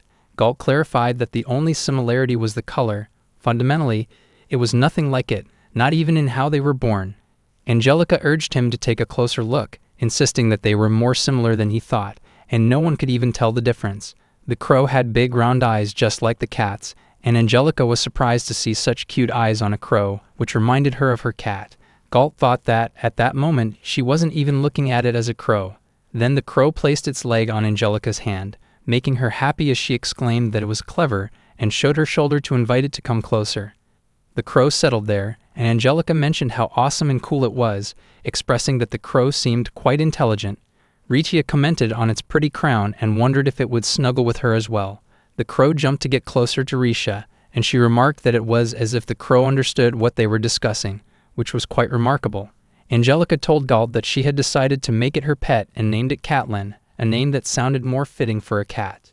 Toluariana exclaimed that it was a climax, folks, and with such a turn of events, they might question whether the whole situation had been staged. Galt was happy that they had managed to get a pet. Angelica was thrilled at the thought of a crow flying around with a hero, and Catelyn made sounds in agreement. Galt realized that from now on, they would have to live with a pet. Angelica encouraged Catelyn, saying, "Let's do this," marking the beginning of their new adventure together. Catelyn perched on Angelica's shoulder, prompting her to comment that Catelyn was heady and would make her shoulders sore. Galt noted that Catelyn was much bigger than the crows from human territories. Angelica declared that she was going to build up enough muscle to easily carry her crow on her shoulder and become a hero worthy of Catelyn. Catelyn cawed in agreement, and Angelica asked Catelyn to root for her and not to give up. Risha was happy to see their bond. However, Frace was frustrated, having lost to a crow. As Galt listened to the admirable proclamations of his daughter, he thought to himself that taking care of a pet truly has a positive influence on children. One day, while Galt was at work, Tollerina wondered if the world had just come to an end. Galt was shocked and thought she had the eyes of a dead fish. He asked what's the matter, and if she was planning to take over his job as a demon. She asked him to pardon her, explaining that she was just thinking about payday. However, she concluded it was probably best to focus on work and keep her mind busy, although she still doubted that would help. Galt replied that from the way she put it, it sounded like she was going through something emotional. He offered to listen if she had anything to share. She replied that talking about it wouldn't help. After all, he wouldn't understand. He was concerned that she was truly suffering and asked if she could at least give him a brief idea of what was going on, suggesting that sometimes putting feelings into words can provide even a little relief. Tollerina understood but warned him that there would be no saying or even thinking about certain things. Sometimes that's just how it is. Galt mentioned that he would refrain from making any comments, but he couldn't help but think. He expressed his determination to ask her why she was feeling this way. Finally, she revealed that there had been an important announcement on a public bulletin board. Her favorite idol was graduating, which felt like a profound loss for her. The bulletin board contained information about idols, and she often visited a nearby idol shop to check the latest news daily. Galt was shocked to learn that she followed it so closely. She told him that half the time, it felt like he was asking if she even breathed. He would get information about the live shows from there, and most posts were designed to excite the fans. So if a post said there was going to be an important announcement, it almost guaranteed that an idol was graduating or that some equally bad news was on the way. He asked if all the important announcements were hard for fans to swallow. Tollerina agreed, and with tears in her eyes, explained that it felt like the last day of a performance with her idol when he gently smiled at her. He even told the MC that he wanted to keep making history with everyone. It had only been 2 weeks since then, but she couldn't believe they would suddenly announce his graduation. The shock was overwhelming, and she didn't know what to do next. Galt sensed a horrifying aura emanating from her. He then mentioned that if this announcement were made in front of a large crowd of fans, it was sure to invoke shock, and it was unacceptable that they would announce it like that. In her anger, she grabbed his collar and exclaimed that the Apocalypse Union was famous for all its members getting along absurdly well. Even if they had disagreements, it would never escalate into a fight. Galt realized this was the first time she had dropped such a name. Tollerina then gave him a very brief lecture about it, and Galt thought it was terrifying to no end that she had memorized the entire announcement. She mentioned that she would always support Koror's happiness, and if he pursued solo work, she would attend every event. However, she wanted to see him remain with the Apocalypse Union, and the thought of following him down that new road made her heart ache. She wanted him to stay with the group. She cried so much that her wings began to manifest, and she added that it would have been even more gut-wrenching to hear if he were getting married. Galt understood that she had awakened something deep within her. Just then, Frace walked by, greeting them with a cheerful good morning. She mentioned that Tollerina had taken on her true form, and that her secretary class was bossed here as well. Galt thought that Tollerina's favorability had certainly increased. As Tollerina returned to her normal form, she remarked that it wasn't as if Kororo had been blessed with great talent. He had desperately practiced to finally pass his audition and become a valuable member of the union. Galt noted that she had become a bit flustered as she rambled on about her idol. Once her work was completed, she rushed out, mentioning that she had to meet with the other stands of Kororo. Galt returned home, pondering whether this was just another facet of youth. He entered the house, announcing that he was back, and doubted that Angelica would do anything quite like that. Just then, Angelica mentioned that she was going on a journey to find herself. He thought it was quite the announcement as well. He then asked if she had eaten a mushroom that gave a confusion debuff or something. She replied that it was rude and insisted she was perfectly sane. She asked him to listen. She had always worked with her hero party, and her time with them had become irreplaceable memories. However, she felt she was squandering her true potential and missing out on valuable experiences by only adventuring with them. As she spoke, a sparkle lit up her face. Galt felt a heady dose of déjà vu wash over him. Angelica continued, expressing her dissatisfaction with the situation, admitting that she didn't know if she was capable of doing anything alone. Currently, she only understood who she was when surrounded by others, which is why she had decided to embark on a solo journey, a pilgrimage to find herself. They both settled down, and Galt asked why she was so fixated on finding herself alone. She replied that while the idea of self-discovery sounded cool, it wasn't her only reason. After countless aimless adventures, she hoped to see a new side of herself. Just then, Catelyn came by, making a ruckus, and perched on Galt's shoulder. Angelica told Catelyn that treating her as if she were Cookie was unfair, and that she had planned to take Catelyn with her. However, Catelyn rejected the offer and flew away, leaving Angelica wondering why and pleading with her not to leave. As they spoke, a book fell from Angelica's pocket. Galt noticed it and picked it up, commenting that there was a limit to how easily influenced they could be. Then he realized he had found the book. Ritia announced that dinner was ready and invited them both to join her. After hearing about Angelica's solo journey, she remarked how wonderful it sounded. Galt was shocked, thinking that Risha was not the kind of person he expected. Angelica explained that she was embarking on a journey to discover different sides of herself. Galt asked Risha if she didn't think it might be dangerous for a young girl to travel alone. Risha replied that Angelica was a hero, and this was merely a journey of self-discovery, nothing too crazy. If Angelica expressed a desire to do something, Risha wouldn't stop her. Galt thought that Risha's hands-off parenting style was quite bold. Angelica beamed with happiness, looking smug at the approval. She declared that it was all settled and that she would head out for her journey first thing in the morning. Galt understood her determination, but he insisted that if Angelica wanted to leave, she needed to inform everyone in her party beforehand. She didn't know how long her journey would take, but she agreed to his terms. Galt felt that since Angelica had brought this up, he should listen carefully, and as her father, it was his duty to see her off with a strong heart. The next day, she packed her bag and told Risha that she was leaving. Risha waved goodbye and urged her to take good care of herself, reminding her not to forget to return home for dinner. Angelica denied it, saying she didn't expect to find herself that quickly, so she thought she would be gone for quite a while. Risha reminded her that Angelica needed to eat proper meals daily. Angelica then turned to Galt and said she was leaving Risha in his hands. Galt replied that there was no need for her to say that. Once more, Angelica asked Catelyn if he really wasn't going to come with her. Catelyn denied it, saying, "Cook." Angelica sighed and asked why that was the only word Catelyn seemed to remember. It was time for her to leave, and tears welled in her eyes as she mentioned that she had absolutely no goal in mind. Still, she believed a journey like this would surely be beneficial. Galt thought about how Angelica was heading off on her journey, not heeding the lecture he had given her the previous day. As a father, he felt practically powerless against his daughter's resolve, but he also believed it was natural for a daughter to rebel against her father from time to time. Then Catelyn patted Galt on the back, trying to cheer him up, and Galt felt a wave of emotion wash over him. Seeing him like that, Risha became emotional too. Galt reminded them both that he still had another card to play. As Galt was working, Tollerina mentioned that she was sure Galt was quite stressed because Angelica had embarked on a journey to find herself. Galt asked whether she would let that stay in the house or let it out. She had to choose one. Then she began to laugh, clearly amused by the situation. He couldn't believe it. She asked, wasn't that something only people lacking self-confidence do, running away from their problems while simply seeking validation? To put it simply, it was naive. Galt thought the same thing, but for some reason, hearing someone else speak about his daughter irked him. He then brought up Tollerina's favorite idol, who had graduated for the same reason, which struck a chord with her. It made her feel heartbroken. She told Galt he shouldn't say such things, as it felt like he was kicking her while she was down. Galt thought that this didn't seem like appropriate office talk. After leaving the office, he went to speak with his daughter's party members. Celine mentioned that she received a message from Angelica, and she would rough her up a bit when she arrived. She also commented that, as a demon lord, Galt had a lot on his plate. Galt hoped his plan would succeed.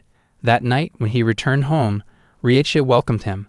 Galt remarked that he had suspected his daughter wouldn't return home in just one day. Rieta seemed sad and asked him if he hadn't considered putting more faith in their daughter. She believed Angelica wasn't acting out simply because of school. Rather, she wanted to embrace adulthood, even though she was still a child. Rieta wondered how many other earnest emotions were swelling within Angelica, motivating her to behave this way. Galt sat quietly, asserting that worrying about their daughter was a father's responsibility, and that it was wrong to act contrary to that duty, no matter how awkward it felt. Rieta hugged him and reassured him that he always gave his all and was doing great, so everything would be all right. He appreciated her words. Rieta noted that Angelica got bored easily, and was confident that she would return within 2 weeks. Galt, however, expressed that 2 weeks without hearing from Angelica would be too long. Just then, Catelyn asked where Angelica was. Galt felt a wave of emotion at her words, realizing that Catelyn truly was family. He then wondered if he understood how many people cared about him, wishing he could focus on those close to him instead of feeling isolated. The home felt too quiet without Angelica, and it was not a place where Galt could relax. After all, it had always been a lively space thanks to her playful antics. One day, when he spoke to Naharin about the situation, she mentioned that Angelica had contacted Jonas, predicting that this was just the beginning of things to come. Galt was hiding there, changing his outfit, when he thanked someone for the report and realized it had been a week since Angelica set out on her journey. Upon returning home, he was surprised to find Angelica there. When she saw him in his new attire, she wondered about his unusual get-up. He intended to welcome her, but hesitated, reminding her that he was the one who had just returned and should announce it first. Angelica dismissed his concern, saying that no one cared about such trivial matters. Galt then asked if she had found herself, and if she felt she had grown into someone new, bright, and dazzling. She retorted that his phrasing was annoying and concluded it was better to discover herself in the company of others, believing it was the fastest way to mature. Galt responded that growth was important and expressed his appreciation for her efforts. However, Angelica snapped that it frustrated her when he looked down on her. Galt felt a sense of satisfaction, believing everything was going according to his plan to entrap Angelica in this self-discovery process. He reminded her that Selen had commented on how ridiculous it was for someone her age to go on a journey to find herself. Naharan added that Angelica needed to face reality, while Zenkai remarked that it all sounded lame. Galt thought that the idea of finding oneself was indeed lame, and he noticed how easily Angelica could be swayed by her friends' opinions. Yet Jonas defended the concept, stating it sounded radical, and shared that he had experienced something similar, claiming it had helped him grow. When Galt discussed this with Risha, she pointed out that only Jonas seemed to think such an idea was worthwhile among Angelica's friends. She noted how smugly he spoke of his own journey, which quickly irritated her. She realized that only those who felt lost would embark on such quests. Galt felt a pang of sympathy for Jonas, realizing he had been the one to task him with discussing such matters. He resolved that he needed to show his gratitude to Jonas one day. Catelyn arrived to welcome Angelica, and Angelica hugged her tightly, expressing that Catelyn must have felt so lonely without her and apologizing for it. Galt chimed in, noting that it was good that, after her initial longing for a pet, she hadn't forgotten about Catelyn, who had been left to manage on her own. There was a limit to how selfish someone could be, after all. Ritia announced that they would be hosting a feast for Angelica's welcome party at dinner. Galt offered to help with preparations, and Risha referred to him affectionately, asking him to prepare dinner for Catelyn. Angelica, intrigued, asked if they had been doing such things the entire time she was away. Ritia agreed, reminding her that they were married. Angelica then jokingly asked Risha not to call Galt dear too often, warning that if she did, she might just embark on another solo journey. Galt sensed that Angelica had gained a new card to play in their discussions. He told her that if she ever went adventuring again, she should write them a letter every 3 days detailing where she was and what she had been doing. He also insisted that she stay at a nice inn. If she promised that, he might not oppose her adventures. Angelica responded with a grin, saying that if that were the case, it would just turn into a vacation. There was a limit to how overprotective they could be of a hero. Risha and Catelyn watched this playful banter unfold, amused by their exchange. Galt reflected on the certainty of Angelica's solo journey, while Risha laughed at their playful bickering. For a father, having a daughter meant navigating a whirlwind of worries. He thought that knowing this might somehow shield him from the surprises that awaited him a few days after all the fuss.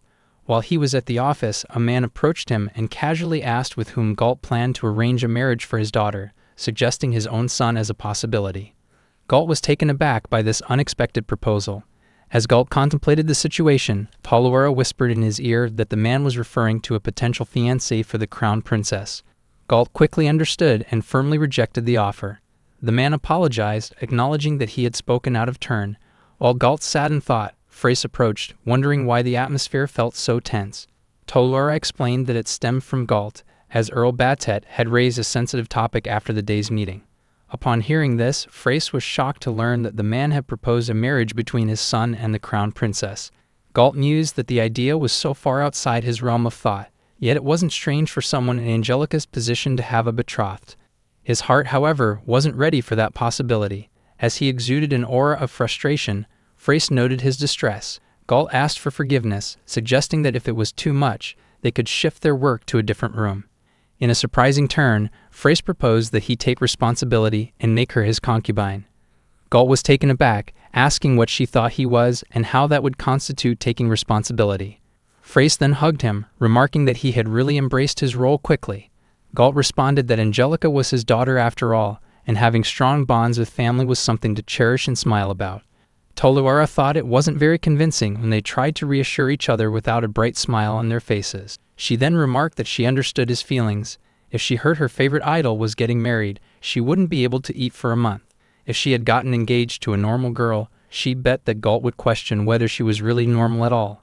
Galt admitted it troubled him that she was seeking his agreement on such matters. Freyce chimed in, suggesting that if someone was trying to make their son the groom of the next demon lord, she would bet that realization would give their son equal power to the demon lord.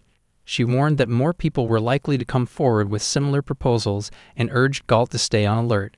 Galt acknowledged that made sense. Freyce added that if it ended up hurting anyone, she would jump to his defense. Galt firmly denied needing such protection. When he returned home, he was lost in thought. Richiya welcomed him, and upon seeing his expression, she asked if something had happened at work. He admitted she could see right through him and asked for a hug. After a brief apology for just getting home, she agreed, and as they embraced, he felt a wave of relaxation wash over him. As he entered the room, Angelica greeted him. Noticing his unusual expression, she asked what was wrong. Galt felt himself blush at her concern. Angelica remarked that, in reality, she didn't care much about the previous conversation. Her attention shifted to the falcon crest armor, which she found impressive. Galt felt a sense of relaxation. He was relieved that they hadn't yet considered what would happen to Angelica's position as crown princess if he and Richiya had another child. For now, she seemed far better suited for adventure than romance. He resolved to put a stop to any discussions regarding marriage engagements and to seal that decision alongside all the legendary items. Suddenly, they heard a loud shriek. Angelica wondered if someone had gotten caught in the security system. Galt was taken aback by the unique defenses they had in place, burning vines that would ensnare anyone who wandered too close to their home. An old man was captured in the vines, pleading for help. After Galt freed him, the man entered, apologizing for causing trouble at such a late hour. He introduced himself as a servant in the employ of Earl Kumasalda Luvi IV of the Machinia Kingdom. Galt asked the man to forgive the unusual security measures and inquired about the purpose of his visit. The man asked if Galt was familiar with his employer. Angelica interjected, noting that the Earl was a prominent lord. She added that if the current royal family were to fall, it wouldn't be surprising for him to ascend to the throne. Galt believes it is a good thing that Angelica is continuing her studies. The man agreed and asked if they were aware that Lord Earl Luby has a son who just turned 15 that year. Angelica mentioned that Psychos is the same age as she is. Galt wondered why they were discussing someone's son in that context. Just then, the man mentioned that Psychos wishes to be betrothed to Angelica. Galt thought that Chekhov's gun was being employed too quickly. Angelica felt strange about the idea of being betrothed. The man urged her to relax. Then Galt asked the man if his employer was aware that Angelica is also the crown princess of the Demon Lord's throne. The man confirmed and noted that Earl Luby holds no suspicions about demons. In fact, he wishes to strengthen relations between the races. Galt pondered that while Angelica is indeed the crown princess, this only heightens his concern about the uncertainty of his future. If Richiya and Galt have a child, Angelica will no longer be the primary successor. The man pointed out that even if she renounces her position as crown princess, her esteemed status as a hero will remain unchanged. Angelica's face flushed upon hearing such praise about herself. Galt told the man that calling her greatly revered was an exaggeration. Angelica then asked Galt why he was still getting caught up in the discussion. The man then asked Angelica about the proposal. She hesitated to respond. The man turned to Richiya for her thoughts. Richiya, who had joined the conversation, mentioned that it would ultimately be up to Angelica to choose the path that makes her happy. Since Galt was the demon lord, Richiya understood that discussions of political marriage might arise. However, she emphasized that parents should simply support their children in their choices. Galt felt a holy smile spread across Richiya's face, and it was as if his entire being was being purified. While he was lost in thought, Angelica called out to him, asking if he was feeling overwhelmed as Richiya began to glow once more. Concerned, Richiya asked if Galt was all right. He assured her that he could handle it and that they needn't worry. He then told the man that since engagement is a significant decision, he would prefer to discuss it with his family. The man agreed and mentioned they would await a favorable response. As he departed, Galt and his family sat down for dinner. Angelica mumbled something about wanting to meet that boy. Galt was taken aback and reminded her that they were discussing marriage. He reassured her that she needn't worry about finances as he intended to make her his heir, ensuring she would have more than enough to enjoy herself. Angelica replied that she wasn't concerned about money. She was simply curious about the person who had expressed a desire to marry her. She added that it would be nice to at least meet him. Richiya agreed that if Angelica wanted to pursue the engagement, she would support her decision. Galt began to wonder if he was failing as a father, questioning whether he truly wished for his daughter's happiness. While Angelica and Richiya were sleeping, Galt stood in the hall, calling upon the dark god. He fervently prayed, asking for the engagement to be ruined, repeating his plea for it to be broken and blocked. Just then, Angelica emerged, exclaiming in frustration that she could hear his mutterings, which sounded like an incantation. Galt realized he had halted his prayer out of concern for his daughter's opposition and the potential consequences of her upcoming marriage meeting. The next day, Angelica greeted her parents with enthusiasm, remarking that the weather was splendid. She felt a bit on edge, but insisted she was feeling tip-top. Galt suspected that her nerves had kept her from getting a good night's sleep. He advised her that she wasn't always this way and suggested she start by washing her face and getting dressed. Finally, the day of Angelica's meeting with the son of Earl Luby arrived, where they would discuss the potential marriage. When Angelica entered the room dressed elegantly, her mother beamed, calling her cute like a princess. Galt thought that Angelica typically had a rough around the edges charm, but in that moment, dressed up as she was, it was clear she took after Raisha.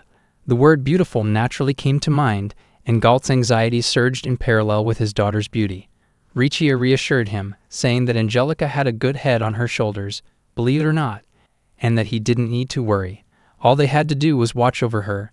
Galt agreed, reminding himself that as a parent, he needed to remain calm and composed.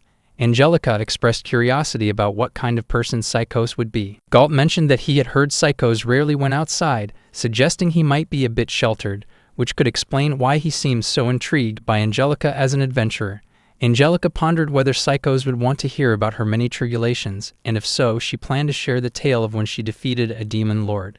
Galt interjected, cautioning her not to embellish the story, pointing out that she had never actually defeated him. Then they met Earl Luby, Kumasal the IV, who thanked them for coming. Galt shook his hand, expressing that it was a pleasure to meet him. Kumasalda remarked that it would be an honor for his son to meet the hero Angelica, emphasizing that his son was unique and there was no need to rush into a betrothal. Galt wondered if this was not actually a marriage motivated by political reasons. Angelica asked where Psychos was currently. Kumasalda replied that he would call for his son and ask them to wait. Angelica agreed, and Galt noticed she seemed calmer than he had expected. However, she soon appeared nervous again, mentioning a superstition about drawing a horse on their palms and swallowing it to relax. Galt dismissed it as mere superstition and encouraged her to take some deep breaths, thinking that she didn't seem well. Just then, Kumasalda entered with a girl, apologizing for the delay. Angelica wondered if the girl was Psychos' sister. Kumasalda then introduced Psychos to them. Angelica looked around, confused about where Psychos was. Galt asked Kumasalda where his son was, and Kumasalda indicated toward the girl, saying he was his son, Psychos. Psychos smiled and said it was a pleasure to make their acquaintance. Galt and his family were taken aback by the unexpected revelation. After speaking with Kumasalda, Galt realized that Psychos had been raised like a princess and had never deviated from that upbringing. He thought about how in some human countries, male children were dressed and raised as girls to protect them from being targeted. It seemed that Psychos had adapted to this upbringing so well that he found it difficult to act in a masculine way. Regia smiled throughout the conversation, although Galt noticed she seemed quieter than usual that day. Angelica pointed out that Psychos was wearing a dress, unlike her party member Zenke, who only looked like a girl. Galt recalled that there was someone like that in Angelica's party and recognized that she understood Psychos' situation, which likely made her feel more comfortable. Galt then mentioned that they understood Psychos' circumstances and asked why he wished to marry Angelica. Psychos replied that he really looked up to her. This made Angelica feel a bit strange. Psychos continued, explaining that he'd struggled with even the simplest tasks. He could hardly lift anything heavier than a spoon and had trouble opening jars. He admired strong and capable girls like Angelica. Angelica suggested that if he couldn't open a jar, he should just smash it to get it open. She was surprised at how easily he looked up to her, realizing that Psychos must have quite the discerning eye. Psychos smiled and added, after all, he was a boy. Angelica nodded, beginning to understand him better. Psychos continued, explaining that this was why he was only interested in girls. He felt that only graceful girls found him attractive, but he longed to find someone valiant. When he realized this, Angelica appeared before him. She was straightforward and strong, and that was why he wanted to meet her at least once. Then he asked Angelica to be his bride. A brief silence followed, and then Angelica apologized, explaining that she wasn't ready for marriage yet. Even though he expressed his feelings, she felt he didn't really know what kind of person she was. She worried that if they were to marry, he might become disillusioned, which was something to approach with caution. Additionally, she didn't understand much about him either. While it might be somewhat common for royalty, her values aligned more with those of an adventurer. Psychos looked saddened by Angelica's thoughts. However, she added that she would gladly be his friend, praising his confession as truly admirable. Then she suggested that he show her around the castle, and she would share stories about her various adventures. This made Psychos happy, and they began to walk around together. Galt thought to himself that everything seemed to be settling into place before he even had a chance to interject. Richia noted that it was fine to leave everything in their daughter's hands. Galt agreed with her. Kumasalda then apologized for putting them in such an awkward situation, admitting he had expected them to react with disgust, but was relieved to see they handled things so gracefully. Galt shook his head, mentioning that they were all too aware of the challenges of raising a child. After spending over 3 hours together, Angelica and Psychos returned home, and Angelica excitedly said she wanted to tell Psychos more about how cool she was. She asked if, when she met Psychos again, she could mention that she was just one step away from cornering Galt. Galt slammed his hand on the table, telling her not to rewrite the past. He thought to himself that there was a saying, "No child knows how beloved they are by their parents." Just then, Richia entered with tea, commenting that Galt had done his best. He denied it, saying he hadn't done nearly as much as Richia, and noted that she didn't seem too tired and hadn't said much that day. As Richia began to say something, the cup of tea slipped from her hand, spilling its contents as she collapsed to the floor.